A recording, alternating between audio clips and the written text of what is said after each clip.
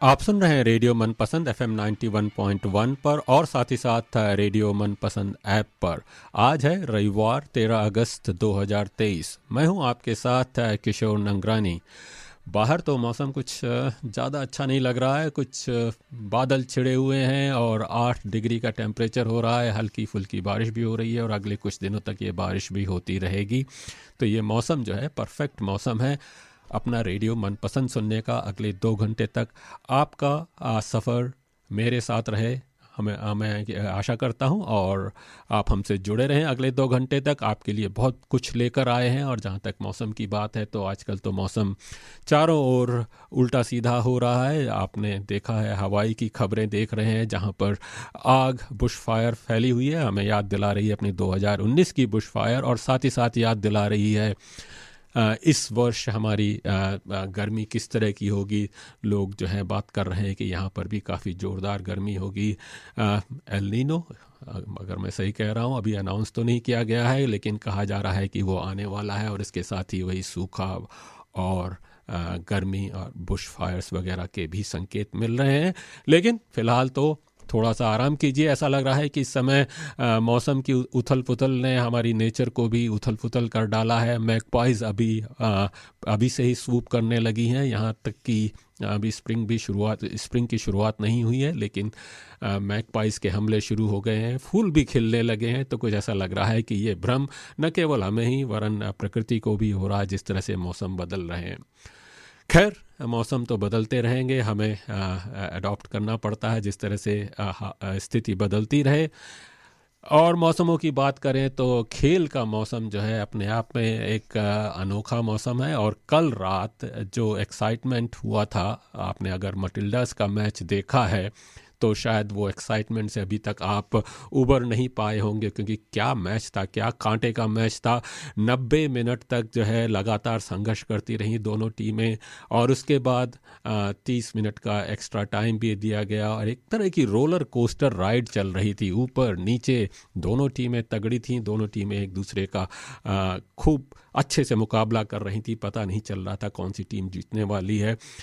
फिर penalty shoot out, तो ऐसा कीजिए, उसके नेल बाइटिंग तो नहीं कह सकते, उसको तो ये कहा जाता है कि हार्ट स्टॉपिंग कहा जा सकता है, क्योंकि हार्ट अटैक इंड्यूसिंग था।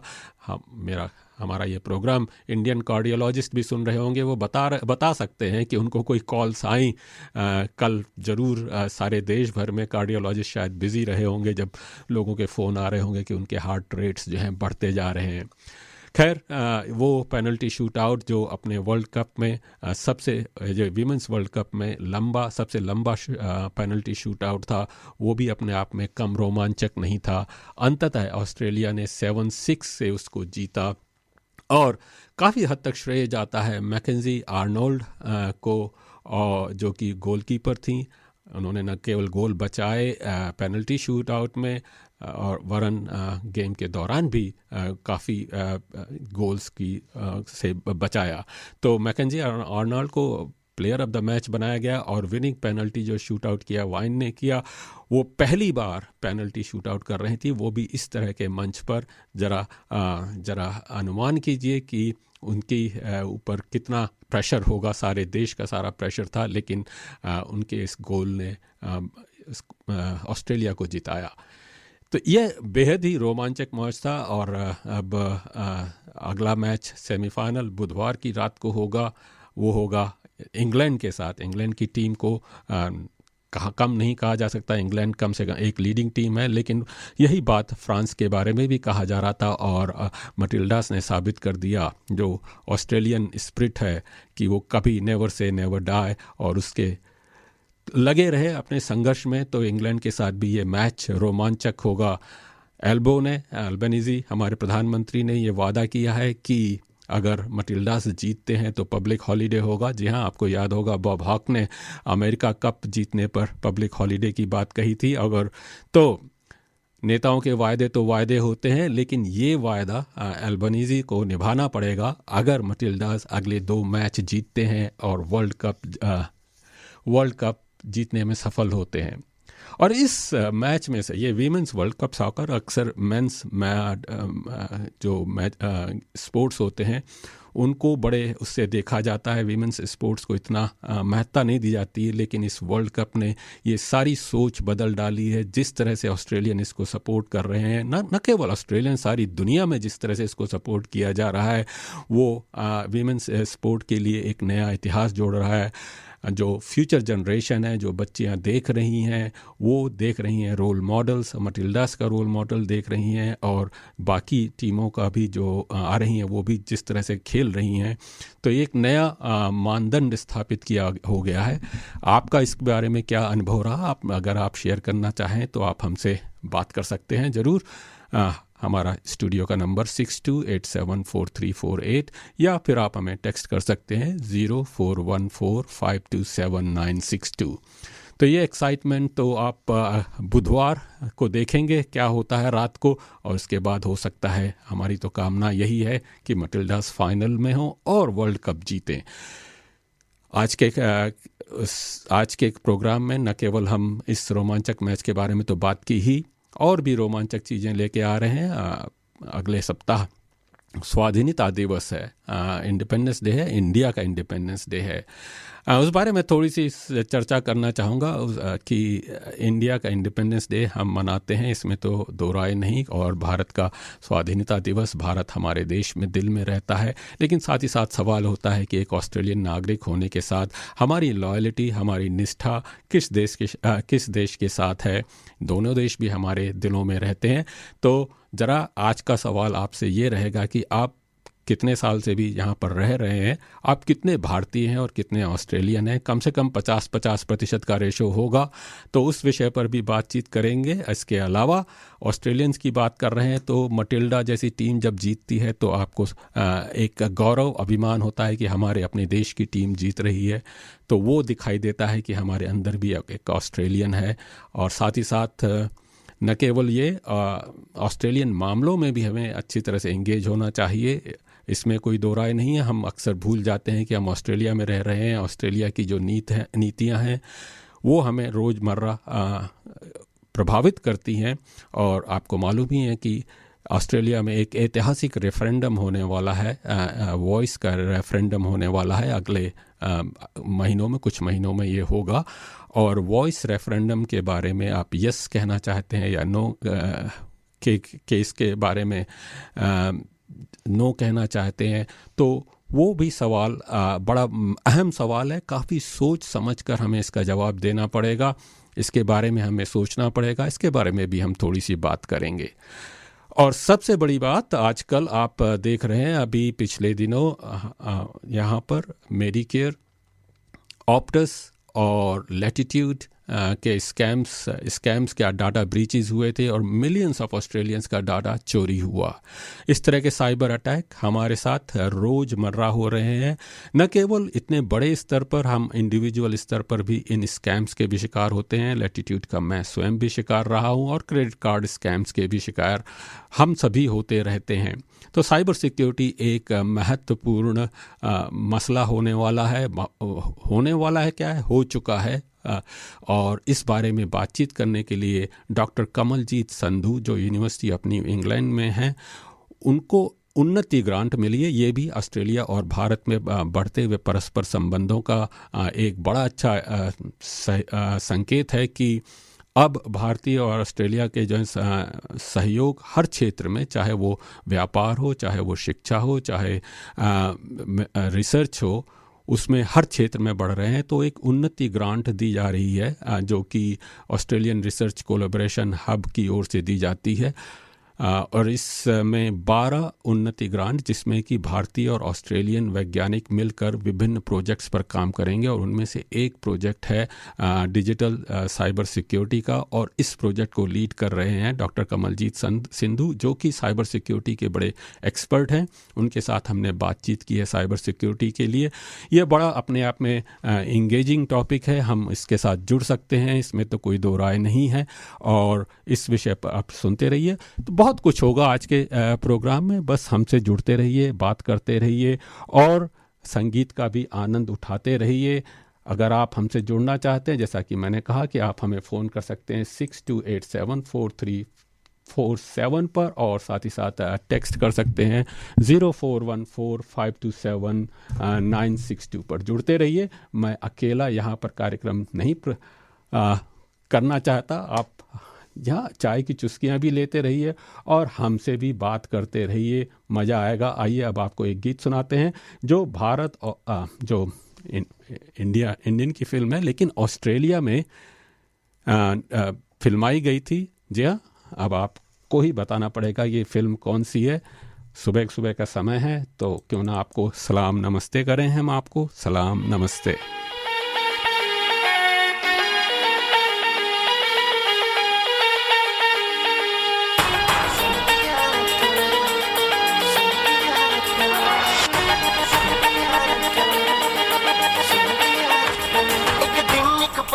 जानिया आज है कल फिर उड़ जानिया,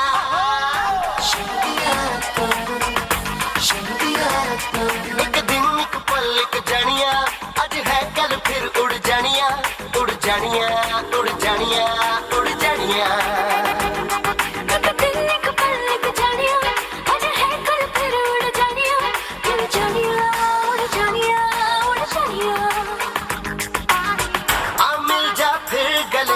हंसते हंसते सलाम नमस्ते, सलाम नमस्ते, सलाम नमस्ते, सलाम नमस्ते, सलाम नमस्ते, सलाम नमस्ते, सलाम नमस्ते, सलाम नमस्ते। सलाम है या हो है या, सलाम है या हो है या।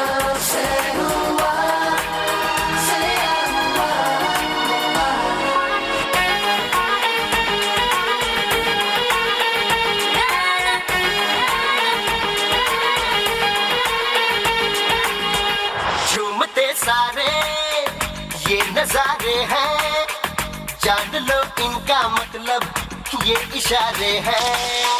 काम की कितनी ये बहारे हैं, गिरती पर दो पल में ये सब दीवारे हैं। जरा हाथ तो उठाना, थोड़ा भंगड़ा तो पाना, दिल दिल से मिलाना मेरे जानिया। ये वक्त सुहाना बन जाएगा बहाना, तुम वक्त जमाना मेरे जानिया, मेरे जानिया, मेरे जानिया, मेरे जानिया। हंसते सलाम नमस्ते, सलाम नमस्ते, सलाम नमस्ते, सलाम नमस्ते, सलाम नमस्ते, सलाम नमस्ते, सलाम नमस्ते। सलाम नमस्ते। जी हाँ, आप सुन रहे हैं रेडियो मनपसंद FM 91.1 पर, और साथ ही साथ रेडियो मनपसंद ऐप पर, जो आपके साथ होता है 24 घंटे 7 दिन और रात, कहिए, आपके हाथ में, आपके साथ में। तो सलाम नमस्ते की जब बात की, आपको मालूम ही है कि अगले सप्ताह 15 अगस्त आ रहा है, और 15 अगस्त इस बार जो है 76वीं वर्षगांठ 76th एनिवर्सरी इंडिया के भारत की स्वाधीनता के मनाए जा रहे हैं। और हमेशा की तरह high commission of India Canberra जो है आपको सादर आमंत्रित करता है झंडा रोहण के लिए, जो कि 15 अगस्त को सुबह 10 बजे high commission of India 3 Muna place, यारा लमला ACT 2600 पर होगा। 3 मूना प्लेस, यारा लमला में हाई कमीशन की एड्रेस तो सभी जानते हैं। और 15 अगस्त का दिन भी जानते हैं, तो ज़रूर इस समारोह में भाग लीजिए और फिर अपने भारत की स्वाधीनता का दिवस मनाइए, क्योंकि भारत हमारे दिल में हमेशा रहता है, इसमें तो कोई दो राय नहीं है। लेकिन एक बार फिर ये 15 अगस्त के आते ही एक बार फिर हम भारतीय मूल के ऑस्ट्रेलियनों में भारत के प्रति प्रेम और देशभक्ति की लहर दौड़ पड़ती है। राष्ट्रगीत, राष्ट्रभक्ति के गीत हम पूरे जोशो खरोशों के साथ गाते हैं, गुनगुनाते हैं। हमारे कार्यक्रम भी, विशेष कार्यक्रम भी होते हैं इस पर। यह स्वाभाविक भी है, जिस देश में हम पैदा हुए हैं, बचपन और जवानी के महत्वपूर्ण साल वहाँ पर बिताए हैं, वह देश से हमारे आत्मीय संबंध आजन्म बने रहेंगे, चाहे हम दुनिया के किसी भी कोने में रह रहे हैं, और ये हमें देखने को मिलता है। परंतु साथ ही साथ ये भी सवाल उठता है, मैं क्योंकि इस मौके पर यह सवाल उठाना चाहता हूं कि जब हम ऑस्ट्रेलिया के नागरिक बनते हैं तो हमें भारत की नागरिकता भी छोड़नी पड़ती है। ऑस्ट्रेलिया जरूर दोहरी नागरिकता को मानता है, लेकिन भारत में दोहरी नागरिकता का प्रावधान नहीं है, अनुमति नहीं देता है। हाँ, OCI यानी ओवरसीज सिटीजन ऑफ इंडिया बन सकते हैं, परंतु हम सभी जानते हैं कि ओवरसीज सिटीजन ऑफ इंडिया या OCI कार्ड हमें भारत का सिटीजन नहीं बनाता, हम भारत में वोट नहीं दे सकते, और हमें ज़रूर कुछ सहूलियतें मिलती हैं OCI कार्ड की वजह से, लेकिन पूरी तरह से नागरिक नहीं बनते। ऐसे में एक प्रश्न उठता है कि हमारी निष्ठा या हमारी लॉयल्टी, देशभक्ति किस देश के लिए हो जिस देश में जन्म लिया है, परंतु वहाँ न हम रह रहे हैं अब, और न ही वहाँ पर हमारे कोई अधिकार हैं क्योंकि हम सिटीजन नहीं हैं, और न ही वहाँ की राजनीतिक, आर्थिक और दूसरे हालात, यहाँ तक कि हमारा जो रोज़मर्रा का जीवन है, जो उसके बारे में जो निर्णय होते में कोई, हम उसमें वहाँ पर कोई प्रभाव डाल नहीं सकते। तो दूसरी ओर हम जिस देश में रह रहे हैं, यानी जहाँ ऑस्ट्रेलिया में रह रहे हैं, यहाँ के रोज़मर्रा के जीवन, हमारे रोजगार, हमारे बच्चों की शिक्षा, भविष्य पर जो प्रभाव डालते हैं, और हम यहाँ के नागरिक हैं। यहाँ जरूर हमने जन्म लिया, परंतु हमें पूरी तरह से नागरिक हैं, और यहाँ पर जो अधिकार होने की वजह से और यहाँ पर हम रह रहे हैं, और जो यहाँ की पॉलिसीज़ हैं उनके बारे में ज़्यादा सोचना चाहिए। ये सवाल उठता है।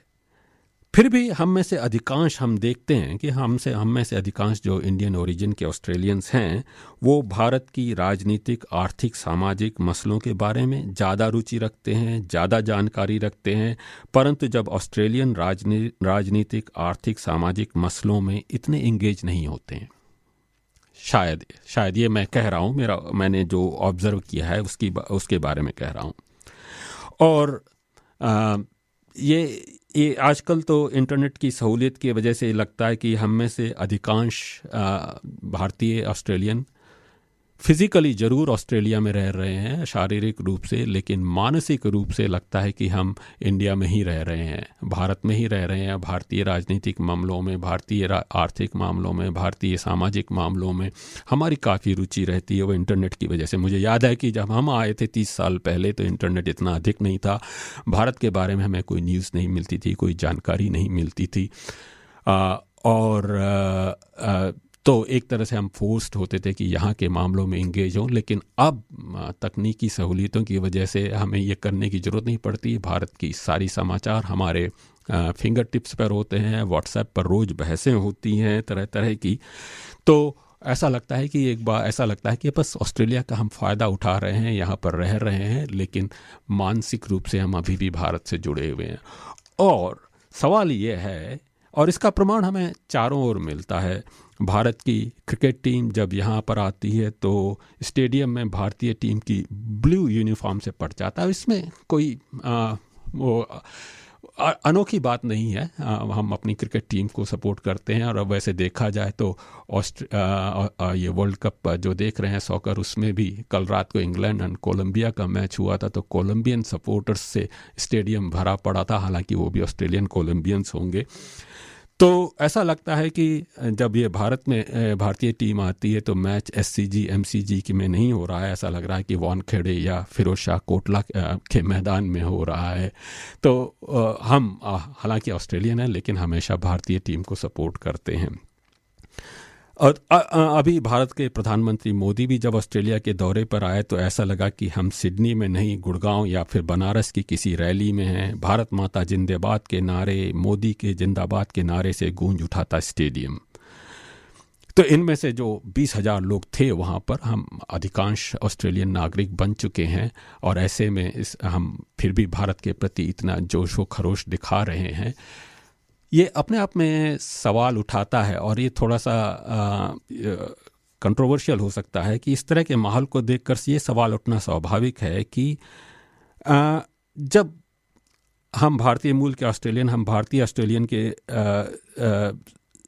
रवैये में, स्पोर्ट्स में सपोर्ट करना तो एक समझ में आता है, लेकिन कई बार ये भी देखा है कि ये जो भारतीय राजनीतिक मामले हैं वो यहाँ की सड़कों पर देखने को मिलता है। जो वहाँ पर हो रहा है आपस में एक दूसरे जो समुदाय हैं, वो मामले यहाँ पर भी एक तरह की हिंसा भड़क पड़ती है दो समुदायों के मामले में। हालांकि वो मामला भारत का मामला है, भारत के संप्रदायों का मामला है, लेकिन वो ऑस्ट्रेलिया में भी फैलने को देखने को मिलता है। वो यहाँ की शांति भी भंग करता है और हम भारतीय मूल के लोगों की जो इमेज है वो भी खराब करता है। और ज़रा ये भी अनुमान कीजिए कि अगर आप भारतीय नहीं हैं, गैर भारतीय ऑस्ट्रेलियन हैं, उनको ये देखकर कैसा लगता होगा। परंतु ये भी मानना पड़ेगा, ऑस्ट्रेलियन सोसाइटी एक सिविलाइज सोसाइटी है, सभ्य सोसाइटी है। यहाँ पर इन बातों को स्वाभाविक तौर पर एक तरह से मैच्योर है, तो यहाँ पर इन बातों को सहा जाता है। परंतु हमें अपने आप से ये सवाल पूछना है कि हम कितना ऑस्ट्रेलिया से जुड़ पाए हैं। जब इस देश को हमने अपनाया, इस देश में हम रह रहे हैं, तो इस देश के मामलों में हमें इंगेज होना चाहिए, मालूम होना चाहिए कि क्या हो रहा है, क्या नहीं हो रहा है। और साथ ही साथ हमें ये भी याद रखना चाहिए कि हम बच्चों के लिए यहाँ पर आए हैं, बच्चों के प्रति जो भविष्य है उसकी बात करते हैं, लेकिन बच्चे जो हैं यहाँ पल रहे हैं, बढ़ रहे हैं, उनका भारत के साथ इतना सीधा संपर्क नहीं है। अगर उनके साथ हम जुड़ना चाहते हैं तो हमें ऑस्ट्रेलियन समाज को, ऑस्ट्रेलियन सोसाइटी को समझना पड़ेगा, तभी हम अपने बच्चों के नज़दीक रह सकते हैं। तो सवाल मेरा आज आपसे ये है कि आप कितने साल से यहाँ पर हैं और आप कितने भारतीय रह गए हैं और कितने ऑस्ट्रेलियन रह गए हैं। अगर एक बार आप ऑस्ट्रेलिया आए हैं, मेरे विचार से तो कम से कम 50% का रेशो होना चाहिए, और जैसे जैसे समय बढ़ता जाए वो रेशो बढ़ना चाहिए। तो आप बताइए आपके ब्लड में कितना भारतीय और कितना ऑस्ट्रेलियन है। दोनों देश आपके अपने देश हैं। कुछ सवाल आप अपने आप सोच सकते हैं। जब आपने ये फैसला करें तो ज़रा देखिए कि आपके चारों और आपके फ्रेंड सर्कल्स में क्या केवल भारतीय हैं या इसके अलावा और भी लोग जो हैं ऑस्ट्रेलियंस, वो भी आपके फ्रेंड सर्कल में हैं। आप जब एंटरटेनमेंट की बात करते हैं तो क्या केवल आप इंडियन टीवी देखते हैं, इंडियन फिल्में देखते हैं, या और भी चीज़ें देखते हैं। खाने पीने का यहाँ पर इतनी सारी सुविधा है, तो क्या खाना पीना आपका still Indian restaurant, Indian tech Awez होता है, या इसके अलावा आप थाई, इटालियन, दुनिया भर का कुजीन यहाँ पर मिलता है। ज़रा इन सवालों को सोचिए और ज़रा बताइए कि आप कितने भारतीय और कितने ऑस्ट्रेलियन हैं। 50% आपका तो कम से कम होना चाहिए। तो जुड़िए हमसे और मैं तब तक आपको एक फिल्म दिल चाहता का गीत सुनाता हूँ, जो फिल्म अगेन यहाँ पर है तो इंडियन फिल्म, लेकिन यहाँ ऑस्ट्रेलिया में फिल्म आई गई थी। सुनते हैं फिल्म दिल चाहता का ये गीत और हमें फ़ोन करिए 62874347 या 0414527962 पर टेक्स्ट कीजिए। जाने क्यों लोग प्यार करते हैं, जाने क्यों वो किसी पे मरते हैं, जाने क्यों लोग प्यार करते हैं, जाने क्यों वो किसी पे मरते हैं, जाने क्यों, जाने क्यों, जाने क्यों, जाने क्यों, जाने क्यों। प्यार में सोचिए तो बस हम हैं, प्यार में जो सितम भी हो कम है, प्यार में सर झुकाना पड़ता है, दर्द मुस्कुराना पड़ता है, जहर क्यों जिंदगी में भरते हैं, जाने क्यों लोग प्यार करते हैं, जाने क्यों, जाने क्यों, जाने क्यों, जाने क्यों, जाने क्यों।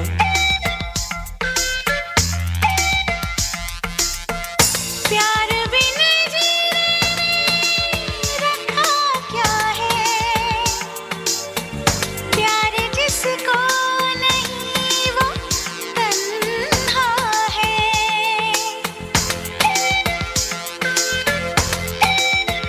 प्यार बिन जीने में रखा क्या है, प्यार जिसको नहीं वो तन्हा है, प्यार सौ रंग लेके आता है, प्यार ही जिंदगी सजाता है, लोग छुप छुप के प्यार करते हैं, जाने क्यों साफ कहते डरते हैं, जाने क्यों, जाने क्यों, हो जाने क्यों, जाने क्यों, जाने क्यों।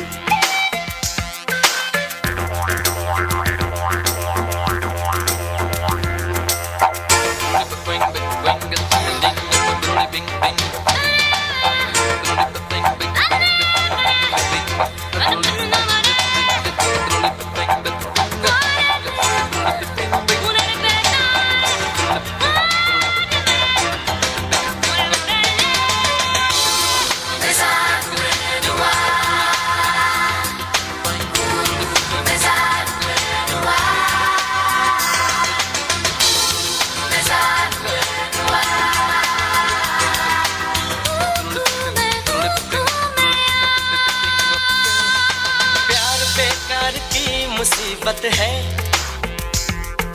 प्यार हर तरह खूबसूरत है, हो प्यार से हम दूर ही अच्छे, अरे प्यार के सब रूप है सच्चे, हो प्यार के घाट जो उतरते हैं, डूबते हैं न वो उभरते हैं, जाने क्यों, प्यार तो खैर सभी करते हैं, जाने क्यों आप ही मुकरते हैं, जाने क्यों।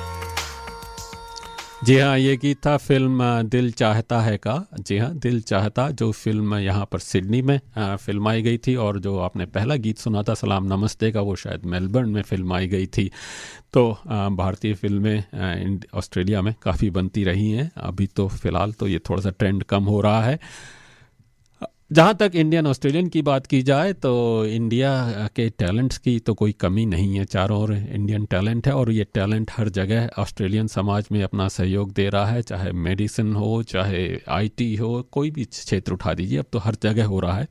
लेकिन इंडियंस के अपने टैलेंटेड होते हैं, कई सारी अपनी चीज़ें होती हैं जो हमारी ख़ास अपनी होती हैं, चेस, कैरम, इस तरह की अलग अलग चीज़ें हम लोग करते हैं, डांस, स्पेलिंग बी वगैरह वगैरह। उस तरह के टैलेंट की सर्च करने के लिए एक यहाँ पर शो हो रहा है, एक टैलेंट शो, वो हो रहा है अगले सैटरडे 20 अगस्त को, 20 अगस्त को। और हमारे साथ इस कार्यक्रम के बारे में बातचीत करने के लिए जुड़े हैं राम जी। हेलो राम। हाय, नमस्ते किशोर जी, कैसे हो? बस ठीक है, thank you for joining us. और thanks for the opportunity. Ram, सबसे पहले तो जानना चाहूँगा आप कब से हैं यहाँ पर ऑस्ट्रेलिया में? किशोर जी, मेरे को 21-22 इयर्स हो रहे हैं अभी ऑस्ट्रेलिया में आके। I was a student when I first I got here, so yeah, it's been 22 years of journey. अच्छा, 22 इयर्स ऑफ जर्नी। तो आज के प्रोग्राम में हम एक से सवाल पूछ रहे हैं कि आप इतने सालों से यहाँ पर हैं, तो कितने भारतीय हैं रह गए हैं और कितने ऑस्ट्रेलियन रह गए हैं, हो गए हैं? क्या परसेंटेज है? बहुत मुश्किल है बोलना ये, क्योंकि मेरा एडल्टहुड पूरा ऑस्ट्रेलिया में ही हुआ है, तो इट्स हाफ ऑफ माय, और more than half of my adulthood. जी, मैं 20 साल का था जब आया था इधर, तो इट्स रियली हार्ड से कितना ऑस्ट्रेलियन हो कितना इंडियन हो। love for both countries. दोनों देशों को प्यार करते हैं, पर थोड़ा बहुत परसेंटेज, 60%, 70%, 30%, कुछ तो बताइए। I will be biased if I say something. चलिए, लेकिन ऐसा लग रहा है कि आप जो है अपनी हमारी जो इंडियन जो टैलेंट्स हैं उनको प्रमोट करने में यहाँ लगे हुए हैं, और अगले सैटरडे को आप एक प्रोग्राम कर रहे हैं, कैनबरा इंडियंस गॉट टैलेंट। जरा उस प्रोग्राम के बारे में बताइए, क्या क्या हो रहा है। Yeah, sure. So, नाटा जो एक तेलुगु ऑर्गेनाइजेशन है कैनबरा में, वो पिछले 5 साल से इंडियंस गॉट टैलेंट करके एक इनिशिएटिव कर रहा है। On behalf of that initiative, जो आपने पहले भी बोला था, जो वेरी टिपिकल इंडियन गेम्स है लाइक कैरम्स, चेस, स्पेलिंग बी, ये सारे को हम लोग प्रमोट कर रहे हैं along with bring your own talent. So whether it's music, magic, whether you can get on a hula hoop and you can just do it all day. We just want that unique talent to be demonstrated. So जितने भी भारतीय लोग हैं इधर Canberra में, most welcome. कोई भी age group हो, we've got different categories of segmentation. So we just want them to bring their talent and participate in a platform which gives them opportunity to shine. तो कई सालों से चल रहा है ये प्रोग्राम? ये पिछले 5 साल से चल रहा है किशोर जी। अच्छा, और कितने पार्टिसिपेंट्स आते हैं यूजुअली? So हम around anywhere between 70 to 100 registrations होते हैं। अच्छा। So and every year it's growing quite well, क्योंकि it's not just about Telugu community, नहीं तो 1-2 South Indian communities की बात नहीं है। So we have people from various parts of India actually participating ये talent event पे, तो बड़ा हो रहा है धीरे-धीरे। अच्छा, तो ये अगले सैटरडे को हो रहा है? Yes, so in fact 20th of August को है, and ये location आके it's on the Sunday, it's not on Saturday, sorry. अच्छा, Sunday, okay. Sunday को हो रहा है 9 to 5, 20th of August, और location आके Theo Notaris Multicultural Center है जो 100 London Circuit पे, सिटी में, उधर, yeah, सिटी में। So सुबह के टाइम पे usually the way we run is chess और कैरम्स को हम लोग सुबह के टाइम पे कंडक्ट करते हैं जी, and in the afternoon we conduct spelling bee और talent show. अच्छा, and we try to get a cross sectional background of judges जो they're not just from the music background or not just athletics पे concentrate कर रहे हैं, जो when we have that cross section of judges अच्छा outcome आता है। अच्छा, तो हाँ बताइए, बोलिए। एक और अच्छा, like I just want to highlight something, ये जो हम लोग ये talent event हम लोग run कर रहे हैं, we have actually made it a very conscious decision that जो भी हमारे MC होंगे ये talent event पे, ये हमारे community के जो teenagers है ना जी, उनसे हम लोग कराते हैं, तो it actually gives them a platform to to grow, to be to have an opportunity to MC an event like this, and उनको और confidence building भी होता है, और ये एक playpen की तरह होता है उनको to learn. नहीं, that's a very good idea. अगर अर्ली शुरुआत करें पब्लिक स्पीकिंग एंड ये प्रोग्राम होस्ट करने के लिए, और नई जनरेशन जितनी आगे आए उतना ही अच्छा रहता है। और इस आपने बताया कि इसके लिए कोई एज ग्रुप नहीं है और कोई भी आ सकता है इसमें, और इसके लिए कोई एंट्री फी वगैरह भी देनी पड़ती है क्या? लोग हाँ, रजिस्ट्रेशन लिंक पे एंट्री फी के बारे में पूरा डिटेल्स हैं। अच्छा।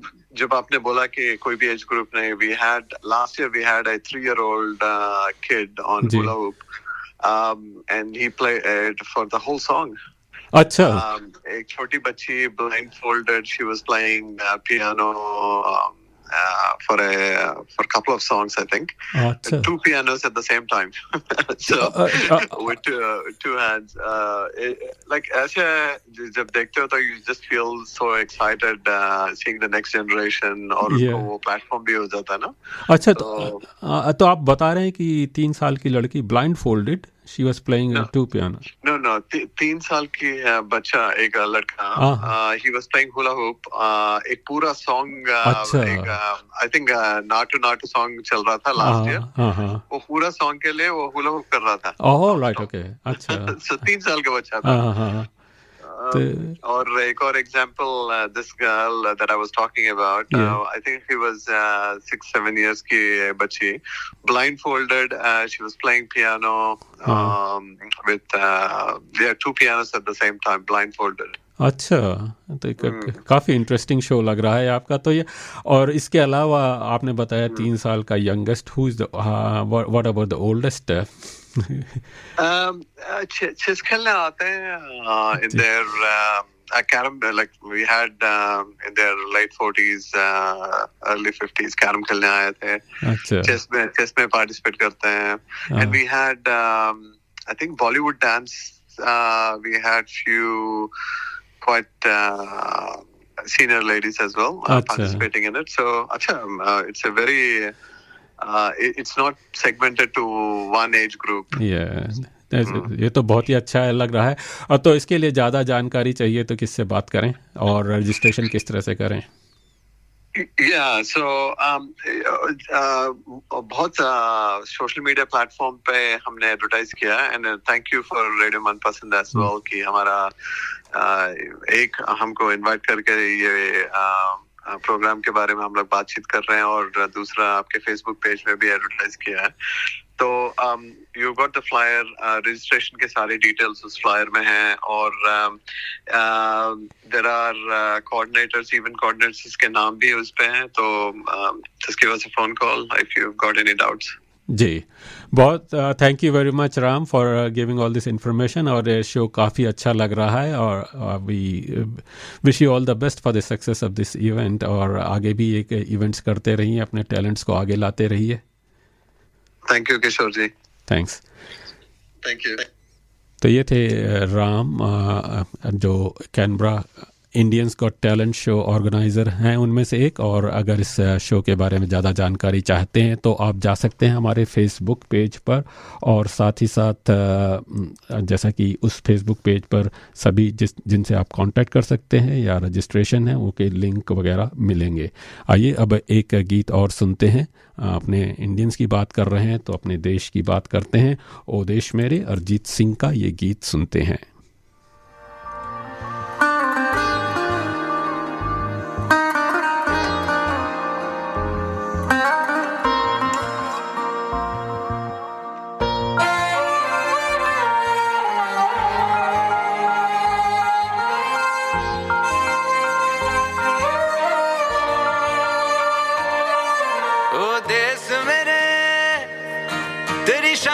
सदके कोई धन है क्या तेरी धूल से बढ़ के, तेरी धूप से रोशन, तेरी हवा पे जिंदा. तू बाग है मेरा, मैं तेरा परिंदा. है अर्ज़ ये दीवाने की जहाँ बोर सुहानी देखी. एक रोज वही मेरी शाम हो.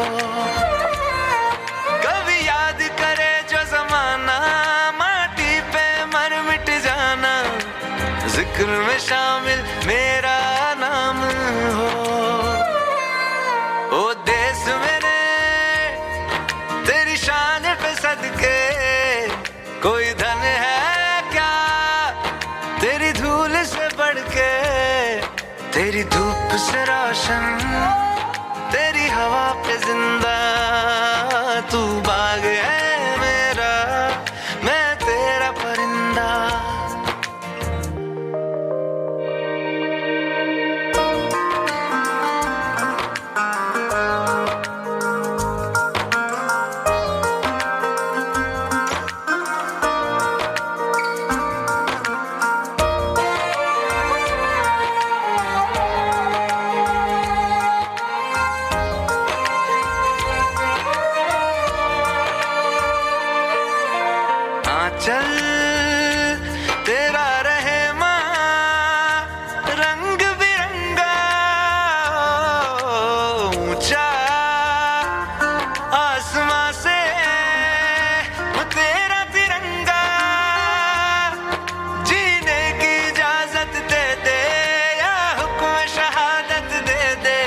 मंजूर हमें जो भी तू चुने, रेशम का हो मधुशाला या कफन सिपाही वाला, ओढ़ेंगे हम जो भी तू बुने।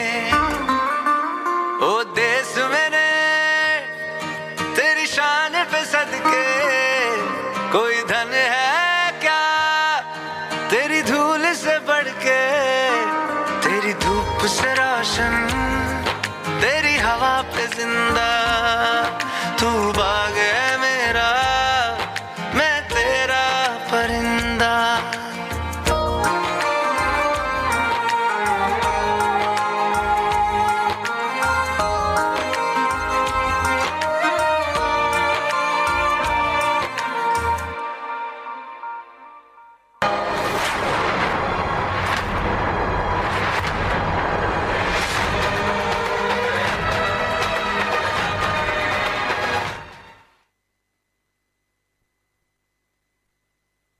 वन पॉइंट वन पर और रेडियो मनपसंद ऐप पर मैं हूं आपके साथ किशोर नंगरानी, और आशा है आपको कार्यक्रम पसंद आ रहा होगा। आप हमसे जुड़ना चाहें तो आप जुड़ सकते हैं 62874347 या 0414527962 पर आप हमें टेक्स्ट कर सकते हैं। भारतीयों की बात हो रही है तो आपको ये जानकर खुशी होगी कि अब हाई कमीशन ऑफ इंडिया ने सूचित किया है कि भारत ने एक नया वीज़ा कैटेगरी जारी की है, वो है आयुष वीज़ा।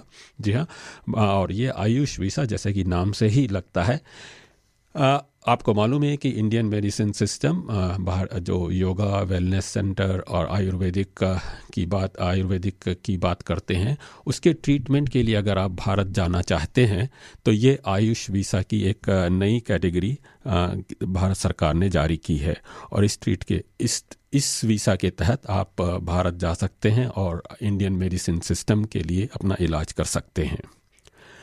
भारत की बात चलिए तो सबसे बड़ी जो भारत के परिधानों की बात करें तो साड़ी से बढ़कर कोई अच्छा परिधान नहीं है। वो शालीन भी हो सकता है, सेक्सी भी हो सकता है, हर तरह से रंग बिरंगे की साड़ियाँ जो हैं वो मन मोह लेती हैं। और एक ऐसी साड़ी एग्जीबिशन इस समय यहाँ पर कैनबरा में चल रही है। कांची ऑस्ट्रेलिया की ओर से साड़ी एग्जीबिशन चल रही है कैनबरा में, और ये आज ही चल रही है 13 अगस्त को सुबह 10 बजे से लेकर 6 बजे तक योवानी कंट्री क्लब फंक्शन रूम में जो नॉर्थ बोर्न एवेन्यू पर लाइनहैम में है, वहाँ पर ये साड़ियों का एग्जीबिशन चल रही है, साड़ी सेल चल रही है।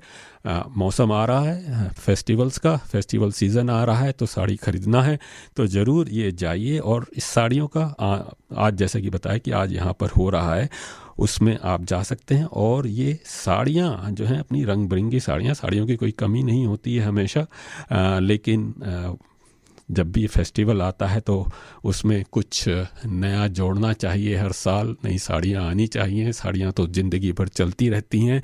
तो ये कांची ऑस्ट्रेलिया की ओर से एग्जीबिशन चल रही है। और साड़ी की बात चलिए तो साड़ी से बढ़कर कोई अच्छा परिधान नहीं है, इसमें तो कोई दो राय नहीं है। उस पर एक कविता सुनाता हूँ मैं, ये सुनील श्रीवास्तव की लिखी हुई कविता है, साड़ी में तुम।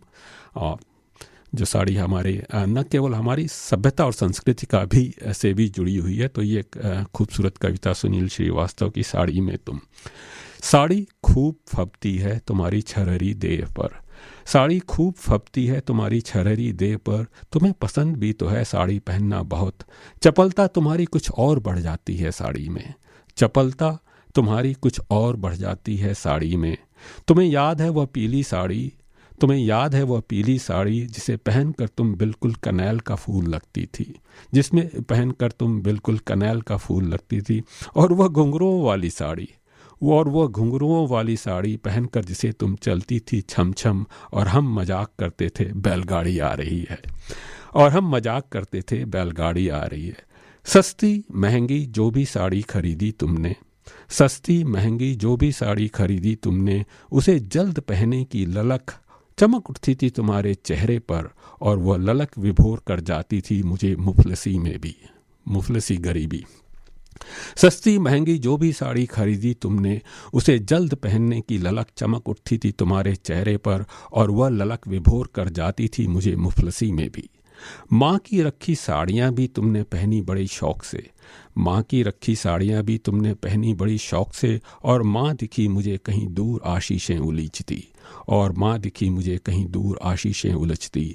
चपल कदम जब आती हो मेरे कमरे में, चपल कदम जब आती हो मेरे कमरे में, पहने कोई साड़ी पतली सी, मैं अखबार पढ़ रहा होता हूँ या नोट कर रहा होता हूँ कुछ डायरी में, मैं अखबार पढ़ रहा होता हूँ या नोट कर रहा होता हूँ कुछ डायरी में, कहकर कोई बात चली जाती हो, तुम्हारी छवि देर तक मगर ठहरी रहती है कमरे में, तुम्हारी छवि देर तक मगर ठहरी रहती है कमरे में।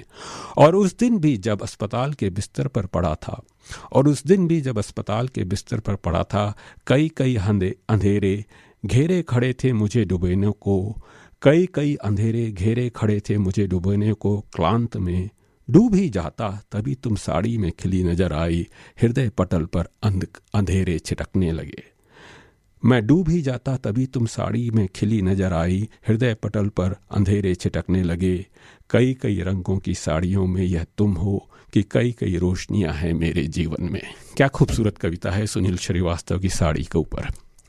और साड़ियों की बात चलिए तो बॉलीवुड की फिल्मों में भी साड़ियों का जो है खूब उपयोग तो होता ही है, लेकिन वहाँ बॉलीवुड में हर तरह जो है कमर्शियल हो जाता है, तो साड़ियाँ रिझाने और काफ़ी सेक्सी तरीके से, सेडेक्टिव तरीके से भी प्रस्तुत की जाती हैं। और ऐसी कई फिल्में आपको याद होंगी, आपको श्रीदेवी की नीली शिफॉन की साड़ी जो मिस्टर इंडिया में काटे नहीं कटे दिन दिन रात के गाने में थी, और मोहरा का 1994 का वो ये फिल्म जिसमें अक्षय कुमार और रवीना टंडन दोनों प्रेमी थे, रियल लाइफ लवर्स थे। उन दोनों की जो बीच की केमिस्ट्री, उन साड़ियों के बीच जो रवीना टंडन जो साड़ी पहनी थी, और बरसात और साड़ी दोनों जो है ये बॉलीवुड के निर्देशक जोड़ते हैं तो एक नया समा बन जाता है। और नमक हलाल में सफ़ेद साड़ी में बिग बी के साथ स्मिता पाटिल गंभीर नायिका थी, लेकिन इस गाने में आज रपट जाए में खूब धूम मचाई अपनी सफ़ेद साड़ी में। और करीना कपूर की लाल साड़ी फिल्म चमेली में भागेरे मन के गीत पे, और सुष्मिता सेन मैं हूँ ना फिल्म, उस फिल्म में जो सुष्मिता सेन ने भूमिका निभाई थी, वो साड़ियों के लिए उसको एक तरह से ऑब्सेशन था नई नई साड़ियाँ पहनने का। और वो गीत जो था तुम्हें जो मैंने देखा, उसमें उन्होंने जो साड़ियों के रंग दिखाए हैं वो अपने आप में अनोखे हैं। लेकिन मुझे सबसे बढ़िया पसंद आता है 1942 अ लव स्टोरी का मनीषा कोइराला की मासूमियत का भरा वो गीत, और जिसमें बड़े पारंपरिक तरीके से, बड़े शालीन तरीके से अनिल कपूर और मोनिशा कोइराला की जो केमिस्ट्री दिखाई दी गई थी उस गीत में और साड़ियों के बीच में, वो गीत अपने आप में बहुत ही खूबसूरत गीत है। आइए उस गीत सुनते हैं 1942 अ लव स्टोरी का गीत रिम झिम, बहुत ही खूबसूरत गीत। saregama.com से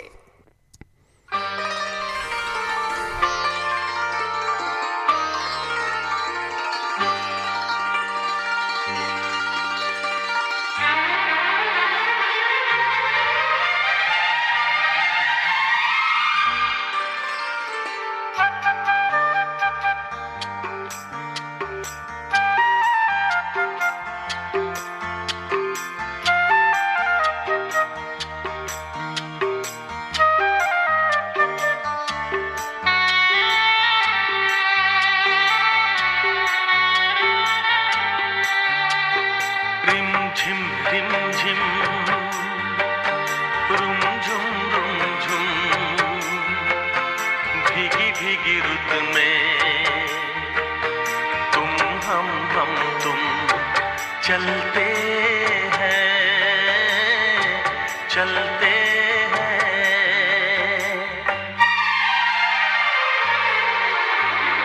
बचता है जल तरंग टीम की छत पे जब मोतियों जैसा जल बरसे, बूंदों की ये झड़ी लाई है वो घड़ी जिसके लिए हम तरसे। बचता है जल तरंग टीम की छत पे जब मोतियों जैसा जल बरसे, बूंदों की ये झड़ी लाई है वो घड़ी जिसके लिए हम तरसे।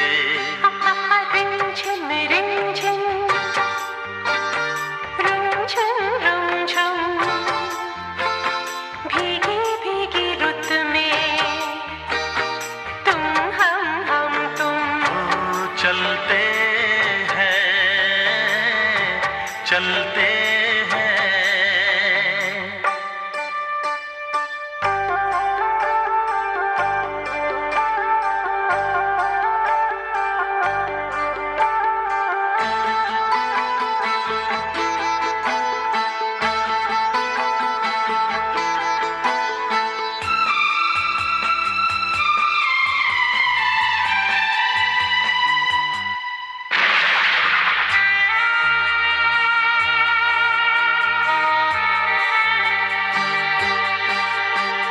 बादल की चादरें ओढ़े है वादियां, सारी दिशाएं सोई है। सपनों के गाँव में भीगी सी छाँव में दो आत्माएं खोई है। ओ बादल की चादरें ओढ़े है वादियां, सारी दिशाएं सोई है। सपनों के गाँव में भीगी सी छाँव में दो आत्माएं खोई है। रिम झिम ला ला रुम झुम ला भीगी भीगी रुत में हा तुम हम तुम। ओ चलते हैं चलते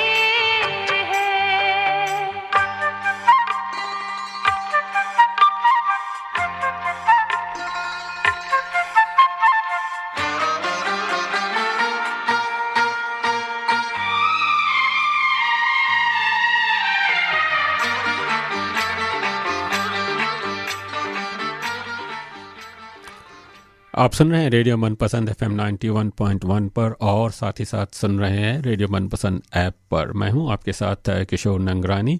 सुरेंद्र शर्मा जी का भी हाल ही में फ़ोन आया। सुरेंद्र शर्मा जी हमारे कार्यक्रम के बड़े भारी सपोर्टर हैं और हमें हमेशा उनका अच्छा फीडबैक मिलता रहता है, अच्छा भी और ख़राब भी मिले तो उसका भी स्वागत है।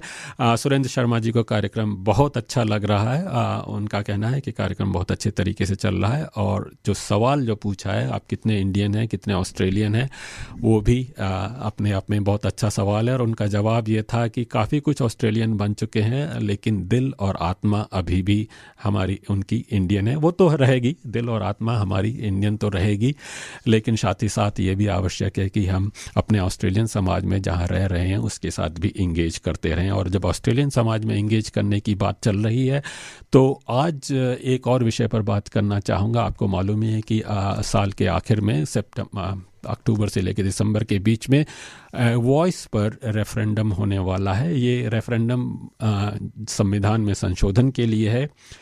तो ये तो हमें मालूम ही है कि ऑस्ट्रेलिया के मूल निवासियों एबॉरिजिनल एंड टॉरेस आइलैंडर्स की संस्कृति और सभ्यता जो है 60,000 वर्ष पुरानी है। दुनिया की सबसे प्राचीनतम सभ्यता और संस्कृति है यहाँ पर, हमारी भूमि पर। परंतु कॉलोनाइजेशन के बाद उनका इतिहास इतना दर्दनाक है, जहां उनकी धरती उनसे छीन ली गई, उनके बच्चे उनसे छीन लिए गए, उनकी सभ्यता और संस्कृति को मिटाने की पूरी कोशिश की गई। ऑस्ट्रेलिया दुनिया के सबसे धनी देशों में से एक है, परंतु उनके फर्स्ट नेशंस के वासियों की दुर्दशा इस देश के ऊपर एक शर्मनाक धब्बा है। एबॉरिजिनल एंड टॉरेस आइलैंडर्स की लाइफ एक्सपेक्टेंसी, जो उनकी औसत आयु बाकी ऑस्ट्रेलियंस के मुकाबले लगभग करीब 10 वर्ष कम है। आधे से अधिक एबॉरिजिनल एंड टॉरेस आइलैंडर्स के पास रोजगार नहीं है। एबॉरिजिनल स्त्रियों में से 5 में से 1 स्त्रियों को यानी 20% स्त्रियों को घरेलू हिंसा का शिकार होती हैं। आधे से अधिक एबॉरिजिनल किसी न किसी शारीरिक विकलांगता फिजिकल डिसेबिलिटी से पीड़ित हैं। एबॉरिजिनल्स का इम्प्रिजनमेंट रेट यानी जो जेल में डाला जाता है उनको अन्य ऑस्ट्रेलियनों के मुकाबले 15% ज़्यादा है। उनका सुसाइड रेट काफ़ी ज़्यादा है। हालांकि एबॉरिजिनल जनसंख्या ऑस्ट्रेलिया का 3% है, परंतु जेलों में उनकी संख्या करीब 28% है। किसी भी नज़रिए से देखें तो ऑस्ट्रेलिया में एबॉरिजिनल एंड टॉरेस आइलैंडर्स की दशा जो है काफ़ी दयनीय है।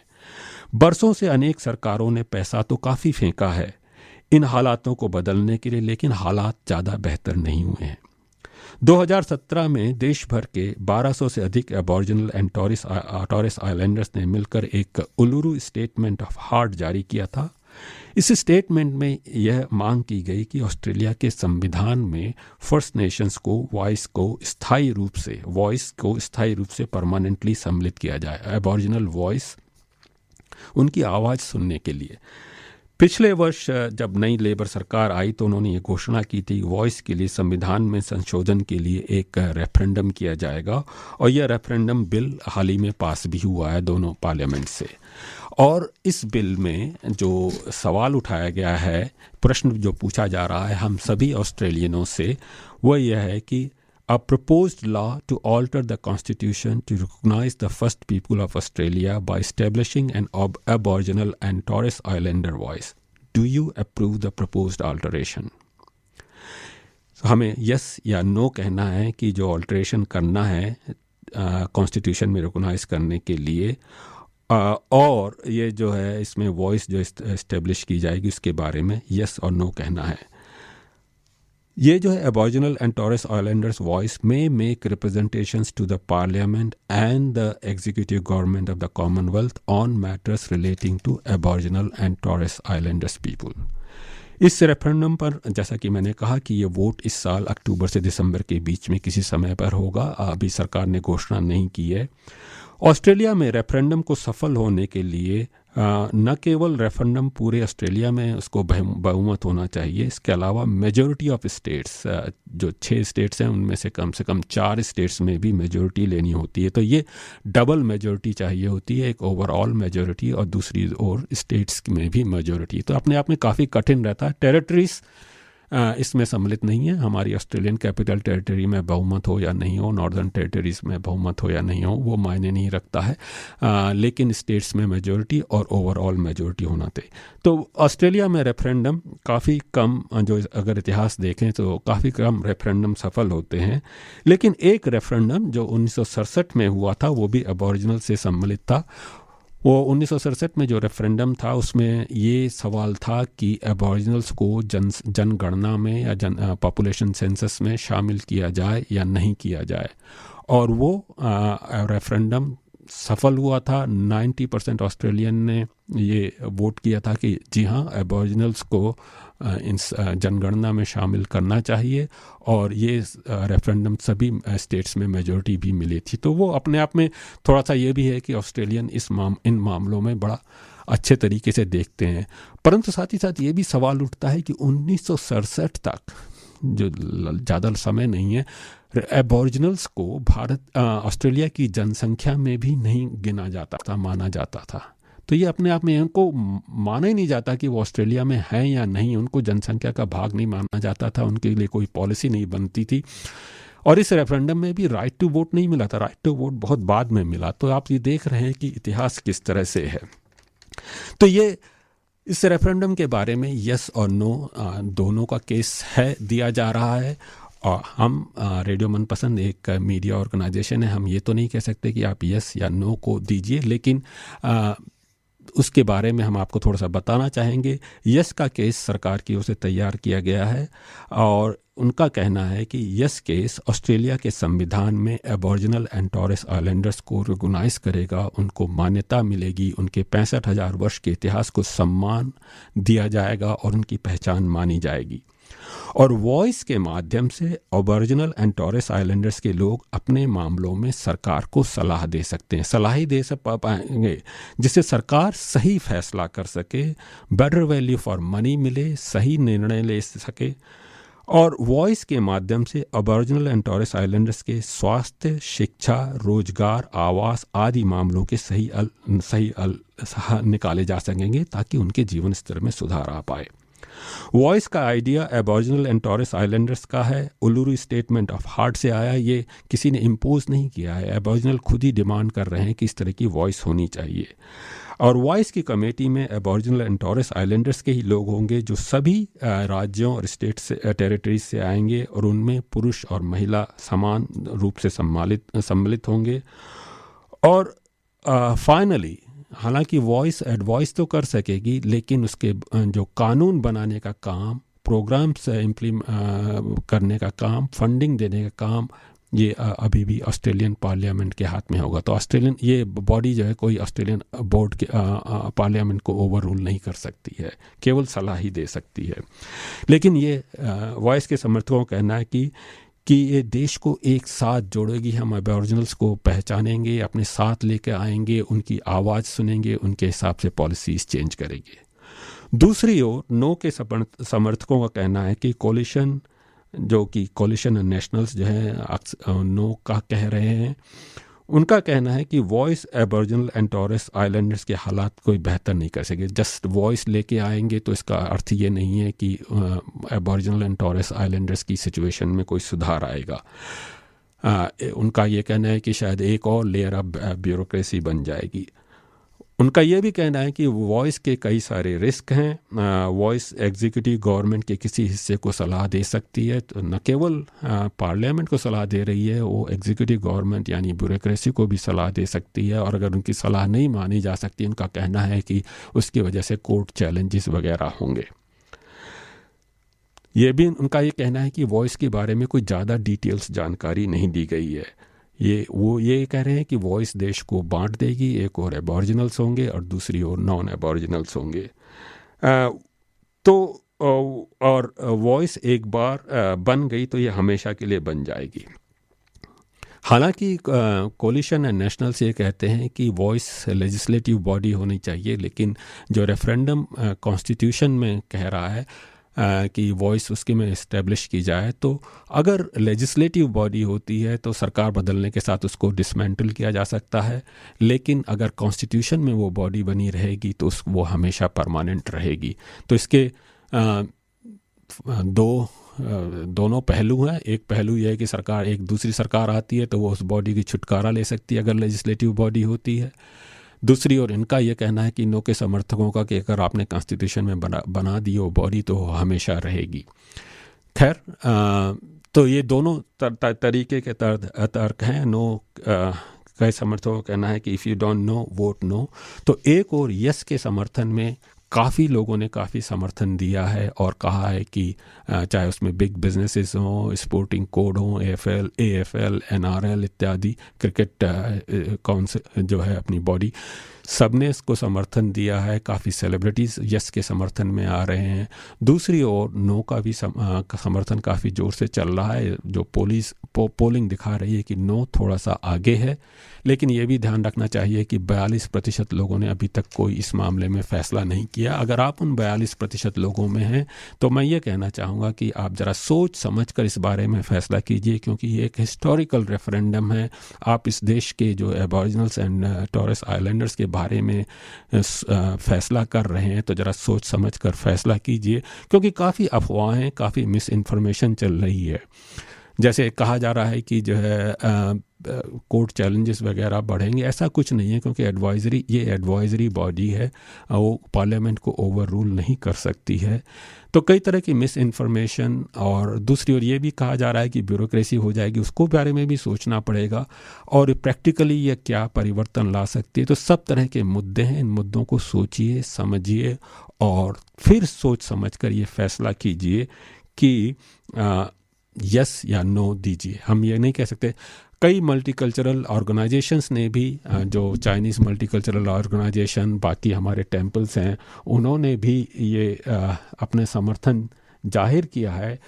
लेकिन हमने अपनी यहाँ की इस कार्यक्रम से पहले मैंने कोशिश करी कि अपनी जो यहाँ की अपनी इंडियन कम्युनिटी ऑर्गेनाइजेशन है वो हमें अपने बारे में इसके बारे में अपनी पोजीशन बताए, लेकिन हमें कोई उत्तर नहीं मिला है उनसे। अभी तो उन्होंने कुछ डिसाइड नहीं किया है शायद, या कोई साफ साफ उत्तर नहीं मिला कि उनकी क्या पोजीशन है जो यहाँ के इंडियन कल्चरल ऑर्गेनाइजेशंस हैं। मगर आप अपने इंडिविजुअल के तौर पर मैं यही कहूँगा कि ज़रा सोच समझ कर इस बारे में और अच्छे से फैसला कीजिए, क्योंकि ये ऐतिहासिक अपॉर्चुनिटी है। आइए एक और गीत सुनते हैं और इसके बाद बातचीत करते हैं हमारे एक साइबर सिक्योरिटी एक्सपर्ट के साथ। आपको सुनाता हूँ मैं ये गीत, जो है भारत की बेटी। जहाँ स्वाधीनता दिवस, तो क्यों ना भारत की बेटी के बारे में बात करें।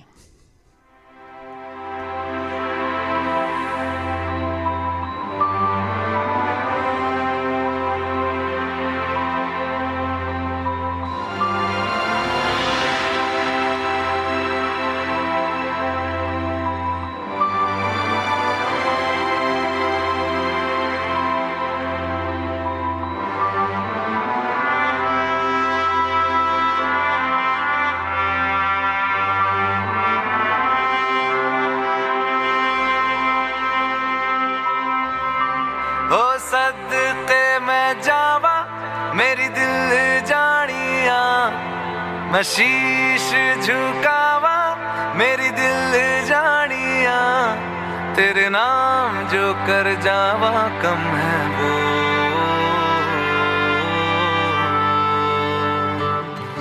तू सारे जहां से प्यारी मेरे भारत की बेटी है सारे जहां पे भारी मेरे भारत की बेटी दिल जान है शान हमारी मेरे भारत की बेटी जीती रहो जीतती रहो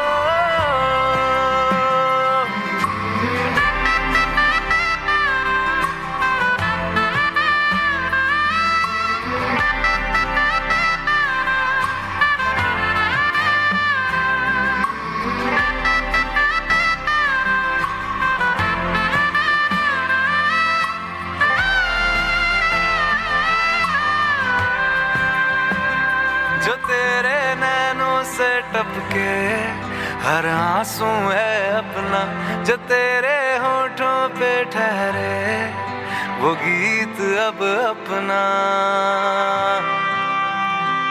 जो सीना तान के तू चल दे उठता है सर अपना जा जी ले अपनी जिंदड़ी सर पर हाथ है अपना तेरा जो भी है सपना अब जिम्मा है अपना सपने सच करने की तेरी बारी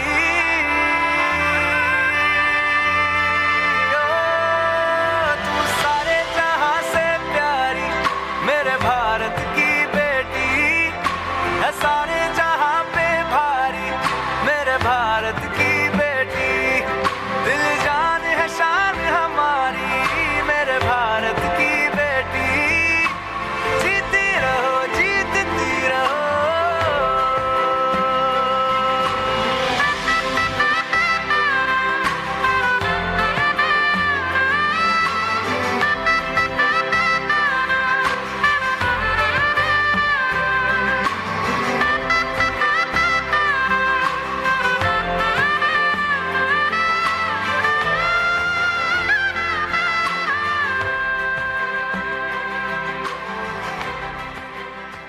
जी हाँ, आप सुन रहे हैं रेडियो मनपसंद FM 91.1 पर और रेडियो मनपसंद ऐप पर जो आपके साथ होता है सुबह शाम दिन रात आपके हाथ में। ये कार्यक्रम आप सुन रहे हैं और इस कार्यक्रम को अगर आपने पूरी तरह से नहीं सुना तो फिर से ब्रॉडकास्ट होगा शाम को 3 बजे से 5 बजे तक आप सुनते रहिए।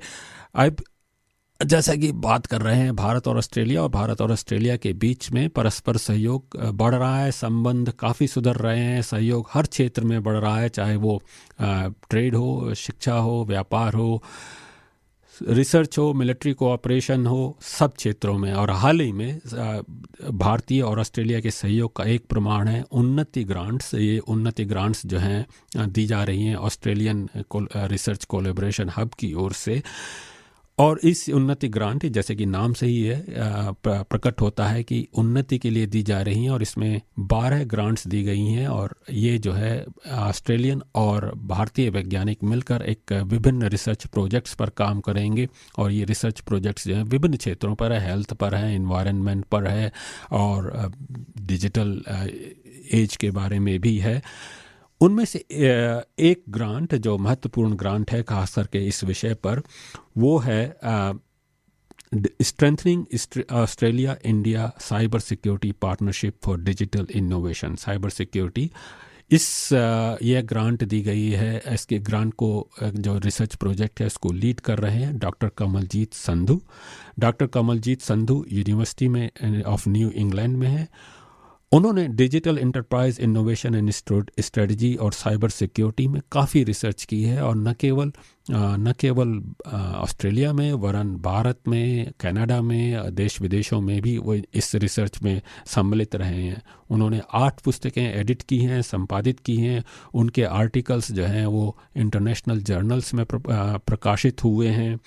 और उनको अनेकों पुरस्कार मिले हैं। तो हमने उनसे इस उन्नति ग्रांट के बारे में, साथ ही साथ जो है साइबर सिक्योरिटी के बारे में, जो साइबर सिक्योरिटी आजकल हमारा सभी का विषय है, उसके बारे में बातचीत की।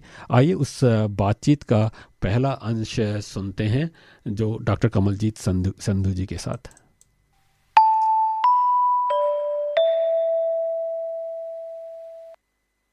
डॉक्टर कमलजीत जी, आपका हमारे प्रोग्राम में स्वागत है। Thank you, Mr. Kishore, for inviting me, and namaskar, Sat Sri Akal to all your viewers and to you. सबसे पहले तो इस सवाल आपके बारे में जानना चाहेंगे, आप अपने बारे में थोड़ा सा परिचय दीजिए। मैं ऑस्ट्रेलिया आया था around 30 years back. तो उस समय lot of things were very different. उस समय मतलब बहुत few अपने Indians थे यहाँ पर. Within that time, Australia has changed so much as a country. We have grown also, and I have been here in Australia since then. When a lot of Indians were not here at that time, but अभी आप Melbourne में देखो, Sydney में देखो, there are so many Indians, and it's बहुत अच्छा लगता है देख के. And upbringing was in India, so I was born and brought up there, but my whole next part of my life was here in Australia. So यहाँ पर I have taught in universities in Deakin, University of New England यहाँ पर, तो उसके पहले Wollongong, University of South Australia, और फिर Canada, University of British Columbia, और University of South Pacific in Fiji. तो लगता है कि आपने दुनिया भी घूमी है और ऑस्ट्रेलिया भी घूमा है। आपने बताया आप शायद पंजाब से हैं, और आपके परदादा की भी अपनी एक अलग स्थान है भारत के इतिहास में, जरा उनके बारे में भी बताइए। हाँ जी, मेरे जो परदादा थे वो सूबेदार लेना सिंह, वो ब्रिटिश आर्मी में थे। फिर उसके बाद मतलब उनको मिलिट्री का मेडल मिला, अवार्ड मिला, ब्रिटिश से भी मिला, इंडिया से भी मिला, तो 2 मेडल मिले। तो मतलब इट्स वेरी वेरी इंस्पिरेशनल हमारे इंडियन के लिए कि मतलब somebody as a soldier he did such good things. And also my 4 generations they have been in the army. आज के कार्यक्रम में एक और बात कर रहे हैं, वो ये है कि आप यहाँ से पिछले 30 वर्षों से हैं, और आपने जैसा कहा कि अभी भारतीयों की संख्या भी काफी बढ़ी है, और आपने देश विदेश भी घूमे हैं। अगले सप्ताह जो है 15 अगस्त है, भारतवर्ष का जो है स्वतंत्रता स्वाधीनता दिवस है। हाँ जी, मैं ये पूछना चाह रहा हूँ, आज के कार्यक्रम में सभी से ही पूछ रहा हूँ कि हम 30 या 25 साल से जितने भी यहाँ पर हैं ऑस्ट्रेलिया में, कितने हम भारतीय हैं और कितने ऑस्ट्रेलियन हैं, कितने हम ऑस्ट्रेलियन समाज से जुड़ पाए हैं, नहीं जुड़ पाए हैं, आप अपने बारे में बताइए। वेरी गुड क्वेश्चन किशोर जी। इनसाइड तो हर समय इंडियन ही रहेंगे, कल्चर अपना इंडियन है, आवर फेस्टिवल्स, जब दिवाली आती है, पूजा आती है, सब फेस्टिवल्स आते हैं, होली आती है तो घर में तो फिर वही मनाते हैं ना।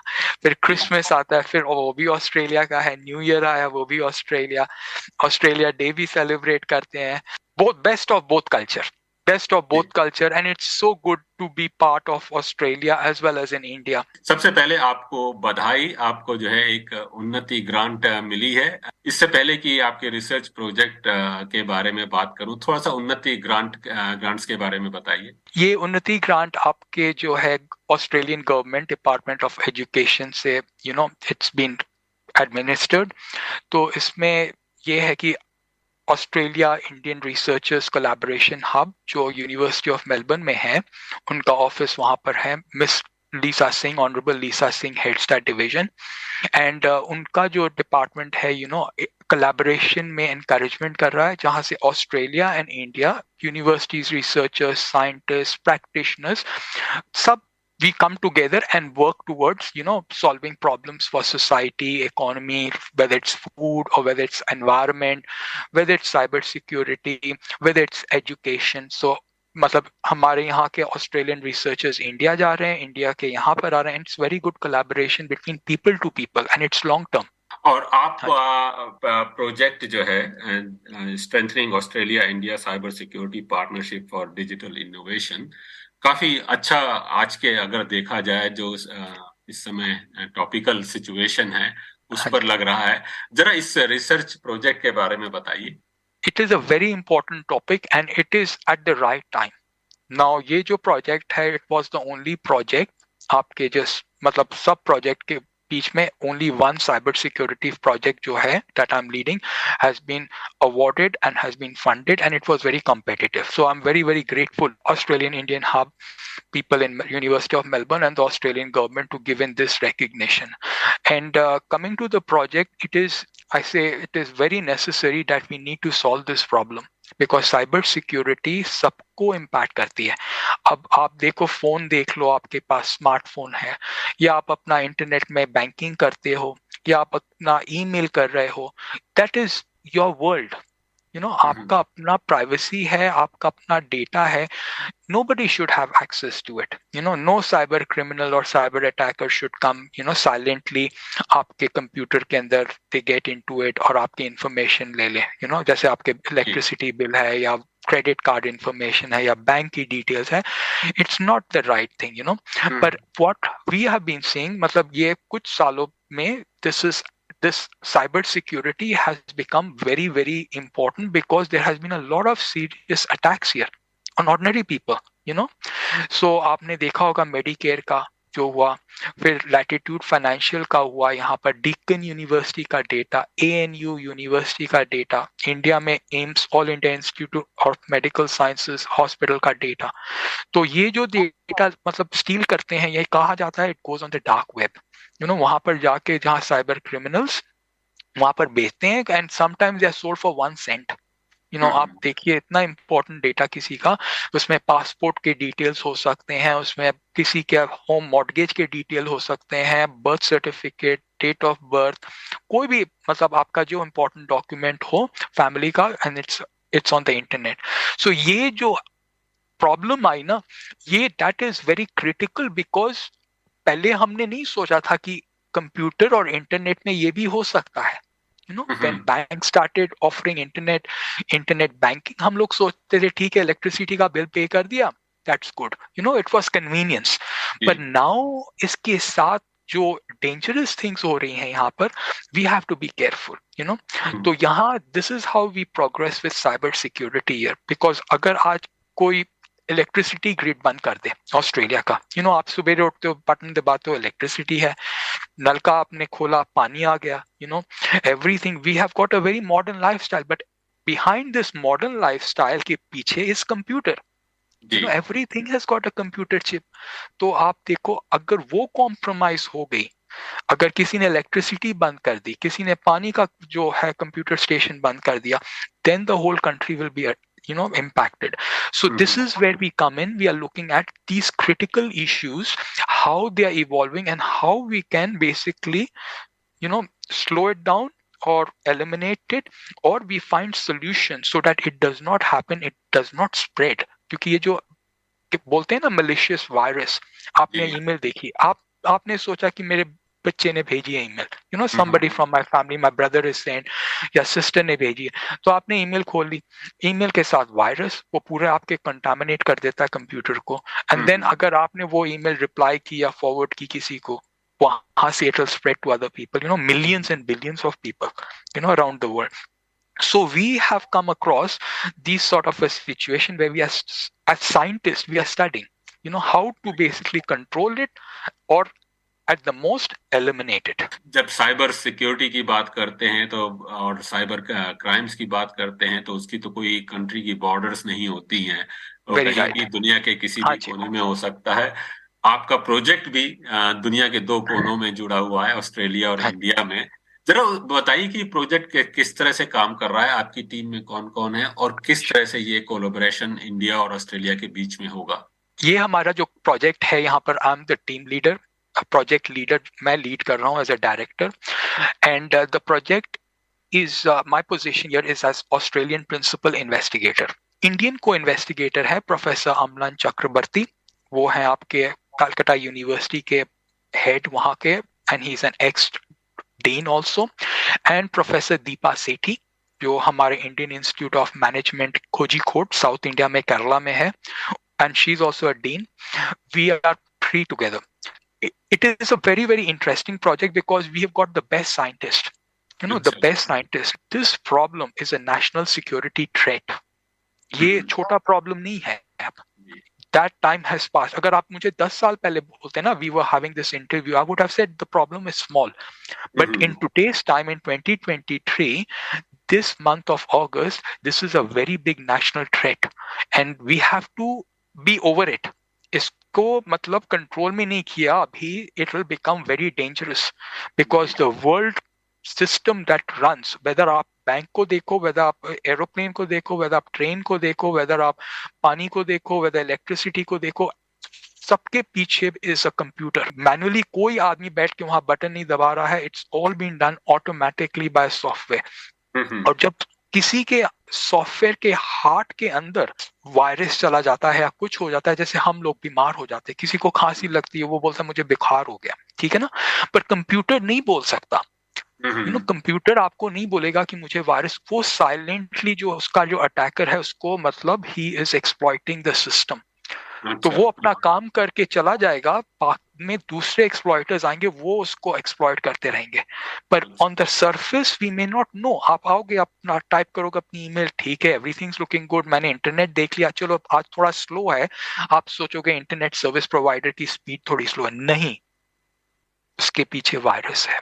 हमारे यहाँ यूनिवर्सिटी में पिछले 3 दिन से ये प्रॉब्लम हो रही है. हमारे सिस्टम पहले स्लो चले 3 दिन पहले, तो इन्होंने सोचा चलो ठीक है, मतलब ट्रैफिक इतना आ गया. फिर नेक्स्ट डे देखा, बोलते हैं नहीं, ये समथिंग इज हैपनिंग हियर. हमारे ये अभी as we speak now, it's very serious here. इन्होंने रीबूट किया सिस्टम, फिर भी नहीं ठीक हुआ. इसके पीछे है मतलब मलिशियस अटैक. वायरस आया हुआ है कहीं से. पर the thing is that I as a scientist I know, but you know ordinary people they don't know. Ordinary person नहीं समझता है ना, क्योंकि ऑर्डिनरी पर्सन बोलता है कि चलो स्क्रीन चल रही है, मेरा ईमेल सेंड बटन कर दिया, एवरीथिंग इज फाइन. पर नहीं, उसके पीछे somebody is stealing information, somebody is using a computer bandwidth, जिसको बोलते हैं बैंडविड्थ के अंदर जाके आपका डेटा निकाल रहे हैं. तो slowly आप देखोगे, your computer will give you a data that somebody is transferring data. आप सोचोगे मैं अब इंटरनेट देख रहा हूँ या वॉचिंग अ मूवी, पर आपने मूवी बंद कर दी, पर फिर भी वो ट्रैफिक डेटा बाहर जा रहा है आपकी ट्रैफिक, मतलब कंप्यूटर. लोग क्या करते हैं, स्क्रीन नीचे कर देते हैं, चले जाते हैं. That's the most dangerous thing. You should unplug it, your internet connection, और disconnect it before leaving your computer. ये था कमलजीत सिंह के साथ बातचीत का पहला हिस्सा. जैसा कि उन्होंने बताया कार्यक्रम में, उनके परदादा थे सूबेदार लहना सिंह, और ये एक तरह से कहते हैं उनका जीवन सूबेदार, उनकी जो साइबर सिक्योरिटी एक्सपर्टीज़ भी है वो सूबेदार लहना सिंह के लिए एक तरह से उनकी श्रद्धांजलि है.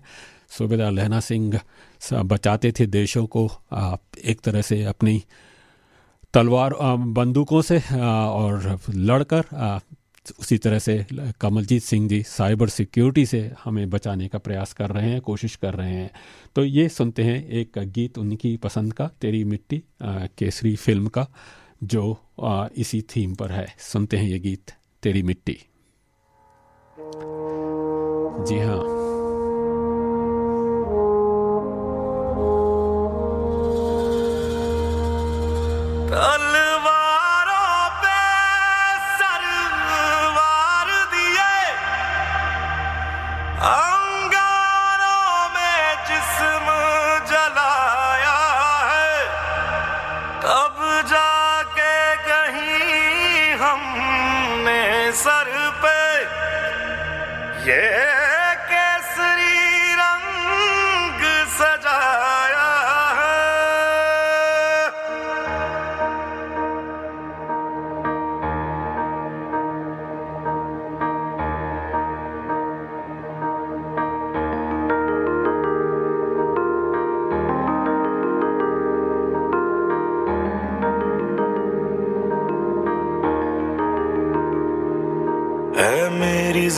अफसोस नहीं जो तेरे लिए 100 दर्द सहे, महफूज रहे तेरी आन सदा, चाहे जान मेरी ये रहे ना रहे.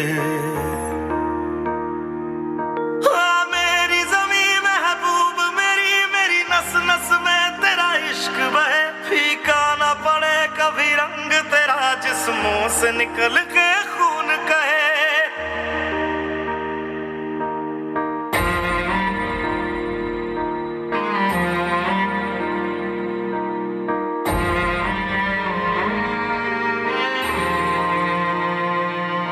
तेरी मिट्टी में मिल जावा गुल बन के मैं खिल जावा, इतनी सी है दिल की आरज़ू। तेरी नदियों में बह जावा, तेरे खेतों में लहरावा, इतनी सी है दिल की आरज़ू।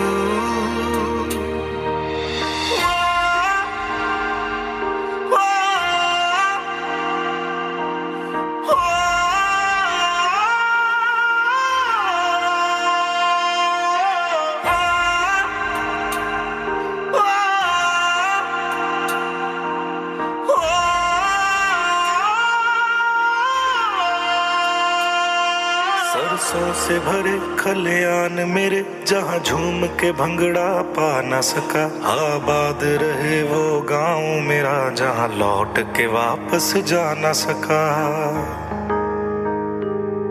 ओ वतना में मेरे वतना में, तेरा मेरा प्यार निराला था। कुर्बान हुआ तेरी असमत पे मैं, कितना नसीबों वाला था।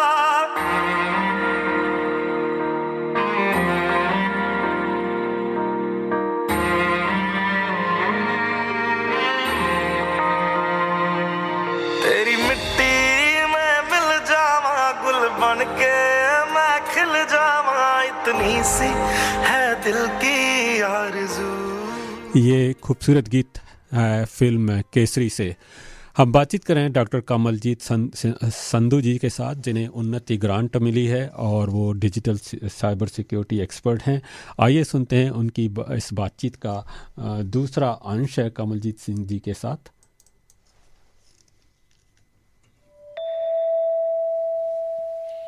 आपने बताया साइबर अटैक्स के बारे में और आपने चर्चा की मेडिकेयर, ऑप्टस और लैटिट्यूड की।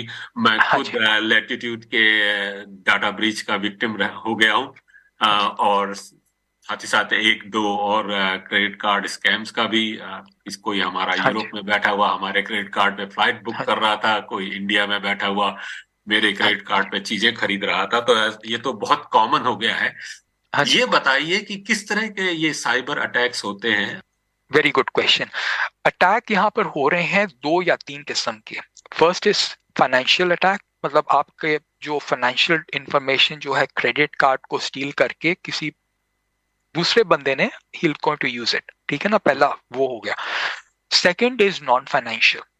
इसमें नॉन फाइनेंशियल में आपको जिसको बोलते हैं डीप हर्ट मैक्सिमम होएगा, मतलब जैसे किसी की पर्सनल फोटो, ठीक है ना, चोरी कर ली, डार्क वेब में भेज दिया या कोई वेबसाइट में भेज दिया, दैट इज द सेकंड। इसमें कोई फाइनेंशियल नहीं है, इसमें मतलब ये है कि मतलब that person wants to give the maximum pain to the person.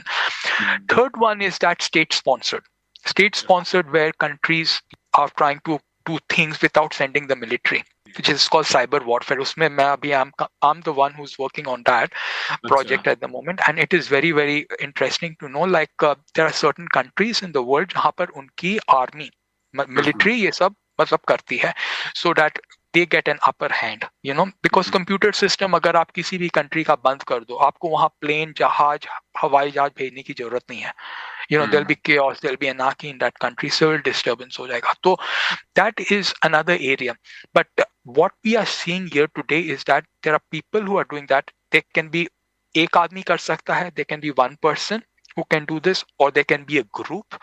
A group हो सकता है, जैसे मतलब big gang हो सकता है, and they operate from outside the country or from unknown country, or it can be people who have got different interests, they come together and they have a common objective.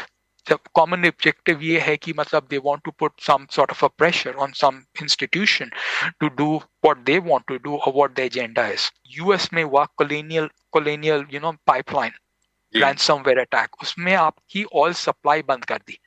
तो आपका computer जो था उसको they made it into a brick मतलब ईंटे के जैसे, मतलब अगर आप अपना पासवर्ड डालोगे, यूजर नेम डालोगे, it will lock you up.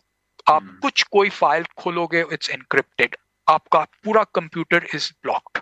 Now only way to unblock it is to get the key. चाबी होती है, जैसे घर की चाबी है, आप अपने घर गए, आपने चाबी लगाई, आपका दरवाजा खुला, आप अंदर गए। कंप्यूटर में भी चाबी होती है, तो अगर आप चाबी लगाओगे तो आपके फाइल्स खुल जाएंगे और उसके लिए वो फिर रैंसम मांगते हैं। That is why it's called a ransomware attack, और it's in millions of dollars, billions of dollars देने पड़ते हैं। कभी कभी बिटकॉइन मांगते हैं, क्रिप्टोस मांगते हैं, सो that they can't be traced, you know. Bank account में तो फिर आप पता लग जाएगा किसका बैंक अकाउंट पैसा गया, पर they are very smart people. और ये जो ग्रुप है ये are very very highly specialised, very highly specialized, they are highly skilled in computer software. तो इनको पता है कि अगर आपका सिस्टम हैक करना है उसकी वीकनेस क्या है, उस वीकनेस को एक्सप्लॉइट करना is not a big thing. Computers are made by humans, you know, we are not perfect. भगवान ने हम लोग को परफेक्ट नहीं बनाया, and so is computer not perfect. But computer की वीकनेस से आप ह्यूमंस की को डैमेज करो, that is wrong. तो बेसिकली आप ये कह सकते हैं as an individual we can be a target, businesses, big businesses, they can be target for ransomware, और आप जो कर रहे हैं जो बहुत ही स्केरी वो है साइबर वॉर की बात कर रहे हैं। तो ये 3 तरह की अलग अलग तरह के वो सिनेरियो देखने को मिल रहे हैं। तो आर्टिफिशियल इंटेलिजेंस तो साइबर क्राइम को एक न्यू लेवल पे ले जा सकता है। अब यहाँ पर गेम पूरा चेंज हो जाता है। अब जो गेम था साइबर अटैकर का, जो जिसे बोलते हैं classical computer, classical computer is very very vulnerable. अब हम लोग कंप्यूटर को समझते हैं like it's a very important device. Phone है, दैट्स आल्सो कंप्यूटर चिप।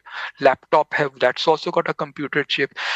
आपका टैबलेट है, घर में बच्चे फिल्म देखते हैं, कभी पिक्चर देख ली, कार्टून देख लिया, उसमें भी लैपटॉप में चिप है। पर यहाँ पर जो computer in itself is now vulnerable because artificial intelligence जो है बहुत बढ़िया चीज कर सकती। आपका कैंसर का इलाज, डायबिटीज का इलाज, क्रॉनिक इलनेस का इलाज, अल्जाइमर्स, पार्किंसंस डिजीज का इलाज, artificial intelligence can help humanity a lot. पर अगर गलत तरीके से यूज करेंगे तो it will have a bad impact, and you are right in that space. कुछ लोग इसको आर्टिफिशियल इंटेलिजेंस को will use it for cyber attack. Now, having said that, it's not impossible. It is happening. It is happening because क्या होता है ना, इन computer में क्या होता है ना, अगर वायरस लग गया है तो कंप्यूटर ये नहीं बोलेगा मुझे खांसी लगी, बुखार लगा। What it will do is that it will spread it across the network. Artificial intelligence will propel this, the system of multiplication. जिसको बोलते हैं ना नैनो सेकेंड। मैं आपसे बात कर रहा था, nano second is when your eyelid goes down, it goes up, that is 1 nano second. उस नैनो सेकेंड में computer, billion computers can be affected. But artificial intelligence के साथ ये है कि देन इट बिकम्स ऑटोनमस। जैसे आपने मूवी देखी है ना टर्मिनेटर, मूवी सब बच्चे देखते हैं, मूवी मैट्रिक्स देखी है, उसके अंदर जो सॉफ्टवेयर है, and that is our future. It's not science fiction जो उन्होंने पिक्चर में दिखाया है मैट्रिक्स में या टर्मिनेटर में, it's not science fiction any more, it is reality into the. अब आपने कहा कि साइबर क्रिमिनल्स यूज कर रहे हैं टेक्नोलॉजी को साइबर क्राइम्स के लिए, लेकिन आप जिस एरिया में काम कर रहे हैं साइबर सिक्योरिटी में, वही टेक्नोलॉजी, चाहे वो आर्टिफिशियल इंटेलिजेंस हो चाहे जो भी हो, हमें सिक्योर करने के लिए भी यूज की जा सकती है। हाँ जी, करेक्ट, एब्सोल्युटली करेक्ट। नाउ हम लोग मशीन को ट्रेन कर रहे हैं। मेरा जो वर्क है इस काम में, I am training the machine, because human being, आप अगर 8 घंटे काम करते हो, आप घर जाते हो, आप बहुत थक गए हो, आप बोलोगे ठीक है, I'll have my dinner and I'll go to bed. आपकी मेंटल कैपेसिटी इज है। मशीन जो है 24 hours 365 days a year can work. तो अगर this is the work that has not been done before, ये पहली बार हो रहा है। Machine is now self-aware. Machine जो है now will have the capacity to say, stop, this is a virus, I need to stop here, I need to shift this data to this side.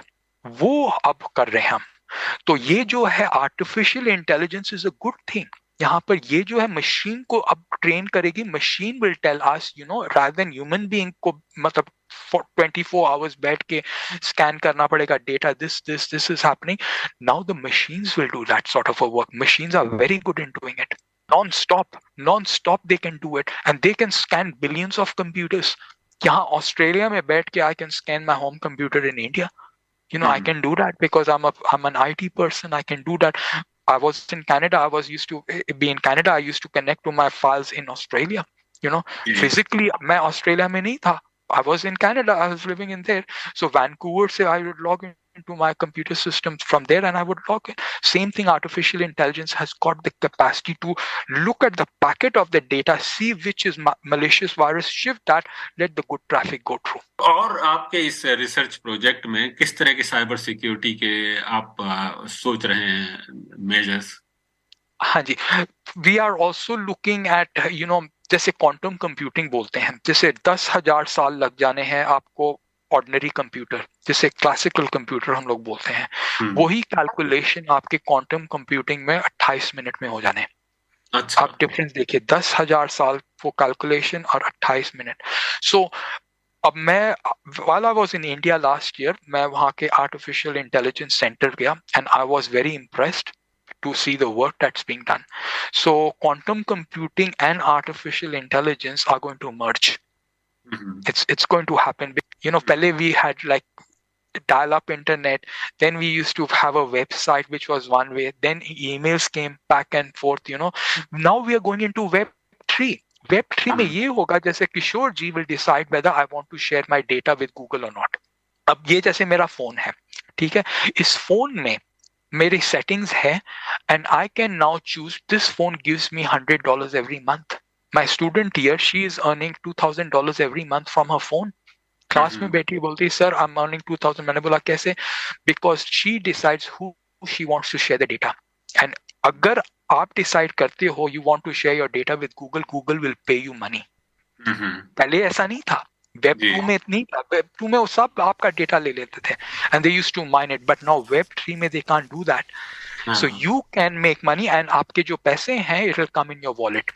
इस phone के अंदर wallet है, आप opera browser खोलोगे, आपके पैसे हैं, आप वो अपने ग्रोसरी बिल में शॉपिंग कर लो या कार में पेट्रोल भरवा लो या आप इंडिया भेज दो या हॉलीडेज में स्पेंड कर लो, दैट इज योर मनी. तो ये सुना आपने डॉक्टर कमलजीत जी के साथ बातचीत का दूसरा अंश है. जी हाँ, साइबर सिक्योरिटी, साइबर अटैक्स, दोनों साइबर अटैक्स जहाँ काफ़ी स्केरी है तो वहाँ पर साइबर सिक्योरिटी भी है, थोड़ा सा राहत देती है. आइए सुनते हैं एक डॉक्टर कमलजीत जी की पसंद का एक और गीत, फिर उनसे सुनते हैं बातचीत का आखिरी अंश जहाँ वो हमें टिप दे रहे हैं कि अपनी साइबर सिक्योरिटी किस तरह से सेफ रहें हम साइबर वर्ल्ड में, इंटरनेट पर. आइए उनका पसंद का ये गीत सुनते हैं. ऐ मेरे वतन दिल दिया है जान भी देंगे. मेरा धर्मा तू, मेरा धर्मा तू, तेरा सब कुछ मैं, मेरा सब कुछ तू.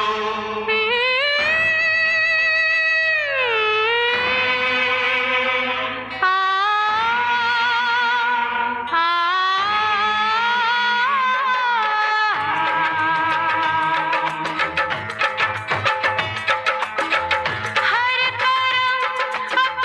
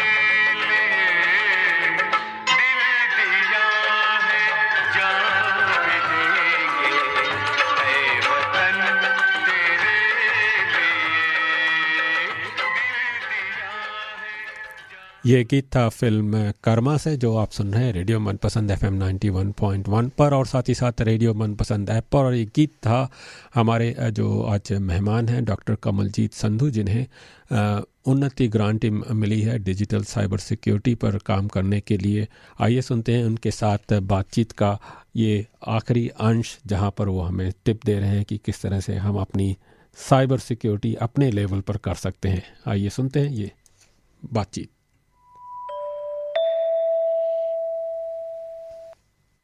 डॉक्टर कमलजीत जी, आपका हमारे प्रोग्राम में स्वागत है। Thank you mister Kishor for inviting me and नमस्कार।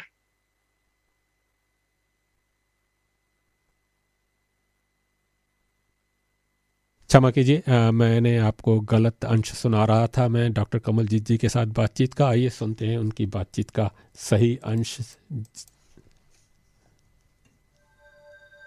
अब तो हालत ये है कि बच्चा चलना बाद में शुरू करता है, हाथ में फोन लेकर सारी चीजें या आईपैड लेकर सब कुछ करना शुरू कर देता है। लेकिन उसके साथ ही जैसे हम बात कर रहे हैं, रिस्क भी आते हैं। We are exposing our children और हमारे टीनेजर, और अपने बारे में बात करेंगे, उनको किस तरह से सेफ रखा जाए। Very good question. Now you see that आज के जो टीनेजर हैं, they are very smart people, you know, they are very smart, but the problem here is that the education system is not training them. You know, even in Australia and India, if you see, cyber security is a very important issue, but children should be trained from very young age, from year 1 in school, because वो आजकल phone सबके पास है। You know, बच्चों के पास phone है, parents tablet दे देते हैं, computer दे देते हैं, उसी में होमवर्क होता है, उसी में एंटरटेनमेंट होता है, उसी में फ्रेंड्स से बात करते हैं। You know, that is very common. We can't do anything because we have embraced technology. It is a good thing. Now उसमें अगर उनको ट्रेन करना है, we have to start at a very early age. नहीं तो क्या होगा, they will not understand how to manage this cyber security. You know, बच्चों के लिए, but they know it nowadays. वो फ्रेंड से बात करते हैं, उनको पता है कि ये आजकल साइबर सिक्योरिटी है, किसी को अपना पासवर्ड मत दो, किसी को अपना पर्सनल डिटेल मत दो। पर ये जो एजुकेशनल लेवल, स्कूल के लेवल से फिर उसके बाद डेवलप कर करके यूनिवर्सिटी में आना चाहिए, so that they can understand. And it is a very good profession. You know, there is a lot of shortage here of people, lot of shortage. आप देखो यहाँ पर companies are paying big money, $200,000 salary दे रहे, पर उनको लोग नहीं मिलते। रीजन इज दैट हमारा एजुकेशन सिस्टम जो है ट्रेन नहीं कर रहा है। तो it's a very big systemic issue that we need to look into the education system. It's not always about a software engineer. हर एक software engineer cyber security expert नहीं है, और हर एक cyber security expert software engineer है। Now you can see that children's can be, even, you know, boys and girls nowadays, they're all same. They can all take this profession. They have good jobs and they can go around any country, whether Australia. Now you look at me. आज मैं Canada में भी काम किया है, India में भी किया है, Australia. I am worldwide well known. You know, US में, यूरोप में, everywhere.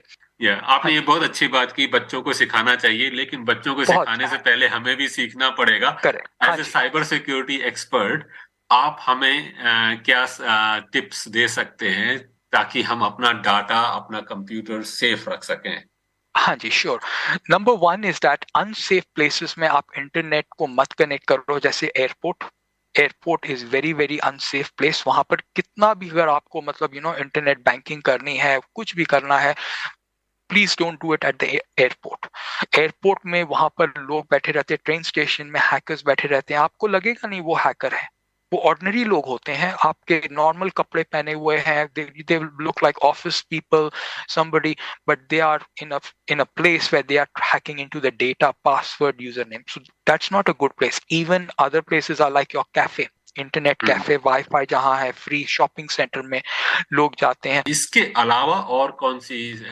श्योर, आपके जैसे ईमेल्स आते हैं, वो अगर अटैचमेंट के साथ आए तो उसे स्ट्रेट अवे मत खोलिए। अपने पर्सनल कंप्यूटर में स्ट्रेट अवे मत खोलिए, स्पेशली अननोन लोगों से जो ईमेल आए हैं जिसे आप नहीं जानते। Those sort of email will have viruses, जिसे बोलते हैं फिशिंग अटैक, या कोई अननोन पर्सन ने आपको ईमेल भेजी हो, this is a very good offer, 30% discount, आपकी इंडियन ट्रैवल टिकट, आप हॉलिडे में जा रहे हो, तो वो जो जेन्युइन ईमेल्स नहीं है, जिसे आप नहीं जानते, वो उसके पीछे या उसके अटैचमेंट में या उसके कोड में जैसे आप ईमेल खोलोगे वो आपके कंप्यूटर में स्प्रेड हो जाएगा। उसके बाद आप जिसे ईमेल करोगे वो अटैचमेंट बैकग्राउंड में आपको नहीं दिखाई देगा, it will keep going to other people and will spread. So you have to be careful. अगर जैसे आप ईमेल और वेबसाइट्स हैं, जैसे आपको लगा कॉमनवेल्थ बैंक वेबसाइट है, ये तो वही वेबसाइट है जहां मैं जाता हूँ, नहीं, वो it will look like the same website, but जैसे आप उसमें अपना यूजर नेम पासवर्ड डालोगे, there's somebody who's taken that information and he will log into that website and take the money out, ठीक है ना? So you have to be very careful. HTTP, always remember, website address में HTTP होना चाहिए। अगर www है, that's not safe. HTTP, आपके website जैसे होता है ना एड्रेस जहां डालते हैं, HTTP लिखा होना चाहिए और छोटा सा लॉक होता है वहां, आप उसको चेक कर लो, अगर लॉक है द वेबसाइट इज सेफ। और पासवर्ड्स के बारे में भी अक्सर बात की जाती है, किस तरह के पासवर्ड होने चाहिए? वैसे पासवर्ड सरदर्द है, हाँ ये जी, भी हम जानते हैं। हाँ जी। पासवर्ड ऐसे आप चूज करो जैसे मतलब कंप्यूटर नहीं क्रैक कर सके। जैसे अगर आपने फिल्म का नाम ले लिया, या शाहरुख खान, सब जानते हैं शाहरुख खान, नाउ शाहरुख खान 23429, नाउ वो कंप्यूटर प्रोग्राम हैक करके वालों ने डेवलप किया हुआ है पासवर्ड क्रैक करने के लिए। पर अगर आप कोई ऐसा यूनिक पासवर्ड डेवलप करो जैसे इलाहाबाद, हिमालय, और उसके साथ में नंबर एस्ट्रिक लगा दो, डॉलर साइन लगा लो, या आपका कोई फेवरेट नंबर जैसे है उसको लगा दो, 2 डिजिट लगा दो उसके साथ, that makes it very hard for the computer model to crack it. ये हैकर के जो कंप्यूटर मॉडल होता है, they can crack it very fast the password. और दूसरा है, whenever you log in to the website, make sure you log out and also browser के जो क्रॉस साइन होता है उसको क्लिक कर दो, so that the whole website is down. Right, okay. Because otherwise they will go in and they'll take your password and your user information and they will log in back. और जैसे आप ticket book करते हो internet में, travel agent को credit card देते हो, you have to be very careful किसको दे रहे हो, credit card details, information, because उनसे पूछो where is this information stored, जैसे आपने बताया लैटिट्यूड फाइनेंशियल का, so it was very very widespread. मेरा भी था credit card, so they've sent me a new card, but they never told me whether it was leaked out or hacked or something, but it has done a lot of damage. People's personal information was basically given out to people. So virus protection software कितने effective होते हैं? Not many.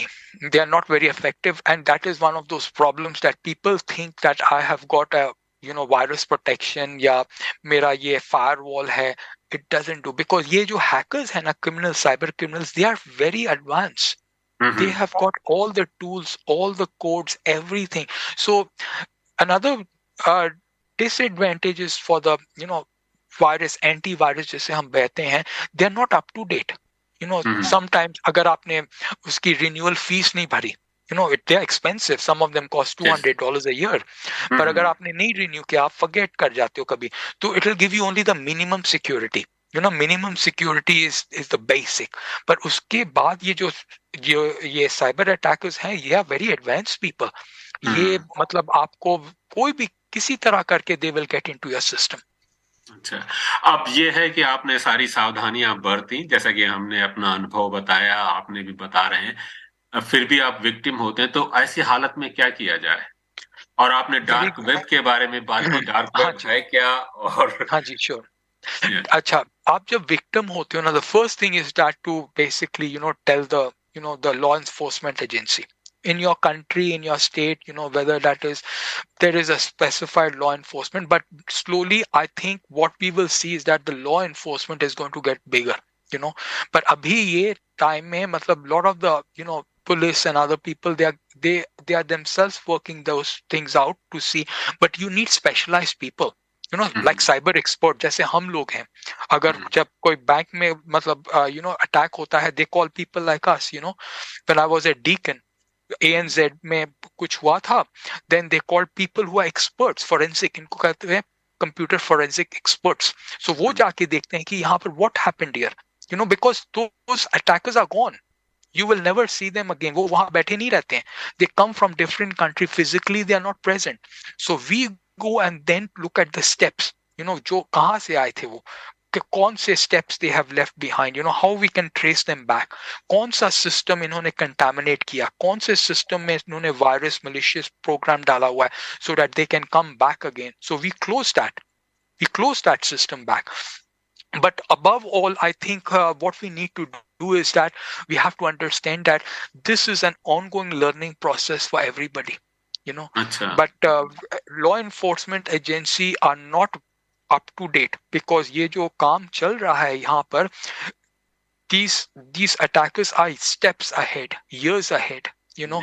So वो जब पता लगता है ना, वो cat and mouse वाला हिसाब हो गया, किसको पकड़े जाके, you know, कहाँ पकड़े, कदर कौन से कंट्री में. अगर ठीक है फिजिकली कोई आदमी आपके सामने हो, बंदा आपके सामने हो, you can say okay यार this happened in front of me, पर कोई आदमी है ही नहीं फिजिकली जिसको टच या फील टेंजिबिलिटी नहीं है, then what do you do, you know. तो आपके साथ तो ये खैर बात करके बड़ा अच्छा लगा. आपने जिस तरह से अपने इस विषय के बारे में हमें अपनी सारी चीजें बताई, और आप जिस प्रोजेक्ट पे काम कर रहे हैं उसके लिए हमारी ढेर सारी शुभकामनाएं, क्योंकि बहुत ही जरूरी है ये प्रोजेक्ट, न केवल आपके लिए पर हम सभी के लोगों के लिए. साइबर सिक्योरिटी की जितनी इम्पोर्टेंस कही जाए वो कमी है. आपके it will benefit everybody. It will benefit हर एक आदमी जो whether ऑस्ट्रेलिया में है, इंडिया में है, you know, around the world they will benefit. बहुत बहुत धन्यवाद आपके समय के लिए. Thank you. तो ये Thank you Kishore ji, thank you. तो ये थी बातचीत डॉक्टर कमलजीत संधू जी के साथ. जैसा कि बताया कि इंटरनेट ने हमारी ज़िंदगी काफ़ी आसान कर दी है, लेकिन साथ ही साथ उसके साथ कई सारे खतरे भी हैं, लेकिन इन खतरों का भी सामना किया जा सकता है अगर हम सावधान रहें. जैसे हम सड़क पर चलते हैं तो कुछ कानूनों का पालन करते हैं अपने आप को सेफ रखने के लिए, उसी तरह से इंटरनेट पर भी हम थोड़ी सी सावधानी बरतें तो सावधान रह सकते हैं. आशा है आज का कार्यक्रम आपको पसंद आया होगा. लगभग समय समाप्त हो रहा है और मैं अब आपसे विदा लेना चाहूँगा. आप कार्यक्रम सुनते रहिए. हमारा ये कार्यक्रम आज शाम को फिर प्रसारित होगा, और साथ ही साथ हर दिन हम 24 घंटे 7 दिन तो चलता रहता है, लेकिन कोई ना कोई हमारा स्पेशल प्रोग्राम सुबह 10 से 11 के बीच में आता रहता है पूरे. और मंगलवार को फिर FM 91.1 पर जुड़ते हैं आपके साथ. तो आप हमसे जुड़ते रहिए. आपको कार्यक्रम कैसा लग रहा है वो बताते रहिए, और आपका ये वीकेंड का शेष भाग अच्छे से गुजरे, यही आपसे कामना है. आपसे फिर मुलाकात होगी शीघ्र ही. फिलहाल हम डॉक्टर कमलजीत जी के एक और पसंदीदा गीत फिल्म शेरशाह के गीत के साथ इस कार्यक्रम को समाप्त करते हैं और आपसे विदा लेते हैं. रात लंबियाँ, दिन भी लंबे होने वाले हैं थोड़े दिनों में. फिलहाल तो रातें लंबी हैं. आइए सुनते हैं ये गीत. ओए, सब ठीक ठाक? चिट्ठियाँ लिखना तो तुझे याद ही नहीं रहता. वैसे आज 11 फरवरी है. तुझे याद भी है इस तारीख को क्या हुआ था? तेरी मेरी गल्लाएं होगी मशहूर, करना कभी तू मुझे नजरों से दूर. किथे चलिए तू, किथे चलिए तू, किथे चलिए. जानदा है दिल ये तो जान दिया तू, तेरे बिना मैं न रहूं मेरे बिना तू. किथे चलिए तू, किथे चलिए तू, किथे चलिए. काटू कैसे राता हो सावरे, जिया नहीं जाता सुन बावरे. के राता लंबे आ रे, कटे तेरे संगे आ रे. के राता लंबे आ रे, कटे तेरे संगे आ रे.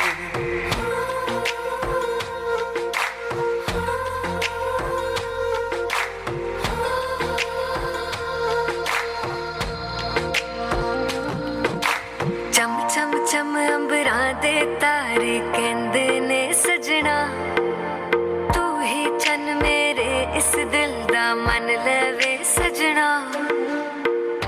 तेरे बिना मेरा होवे ना गुजारा, छट के ना जावी मैनू तू सहारा, काटू कैसे राता हो सावरे, जिया नहीं जाता सुन बावरे, के राता लंबे आ रे, कटे तेरे संगया संगया रे, के राता लंबे आ रे, कटे तेरे संगया संगया रे।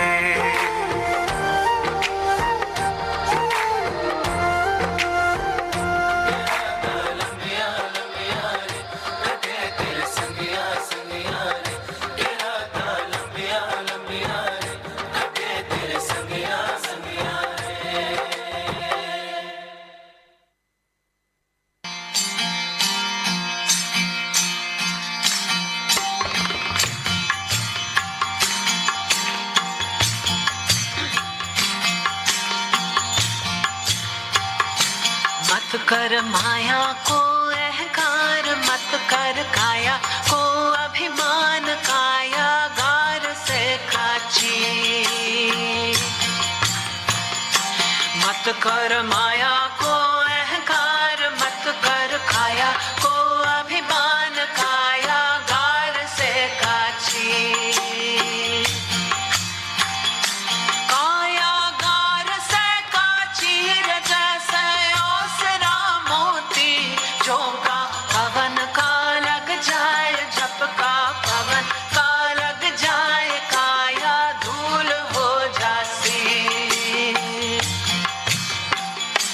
मत कर माया को अहंकार, मत कर काया को घमंड, काया गार से काची।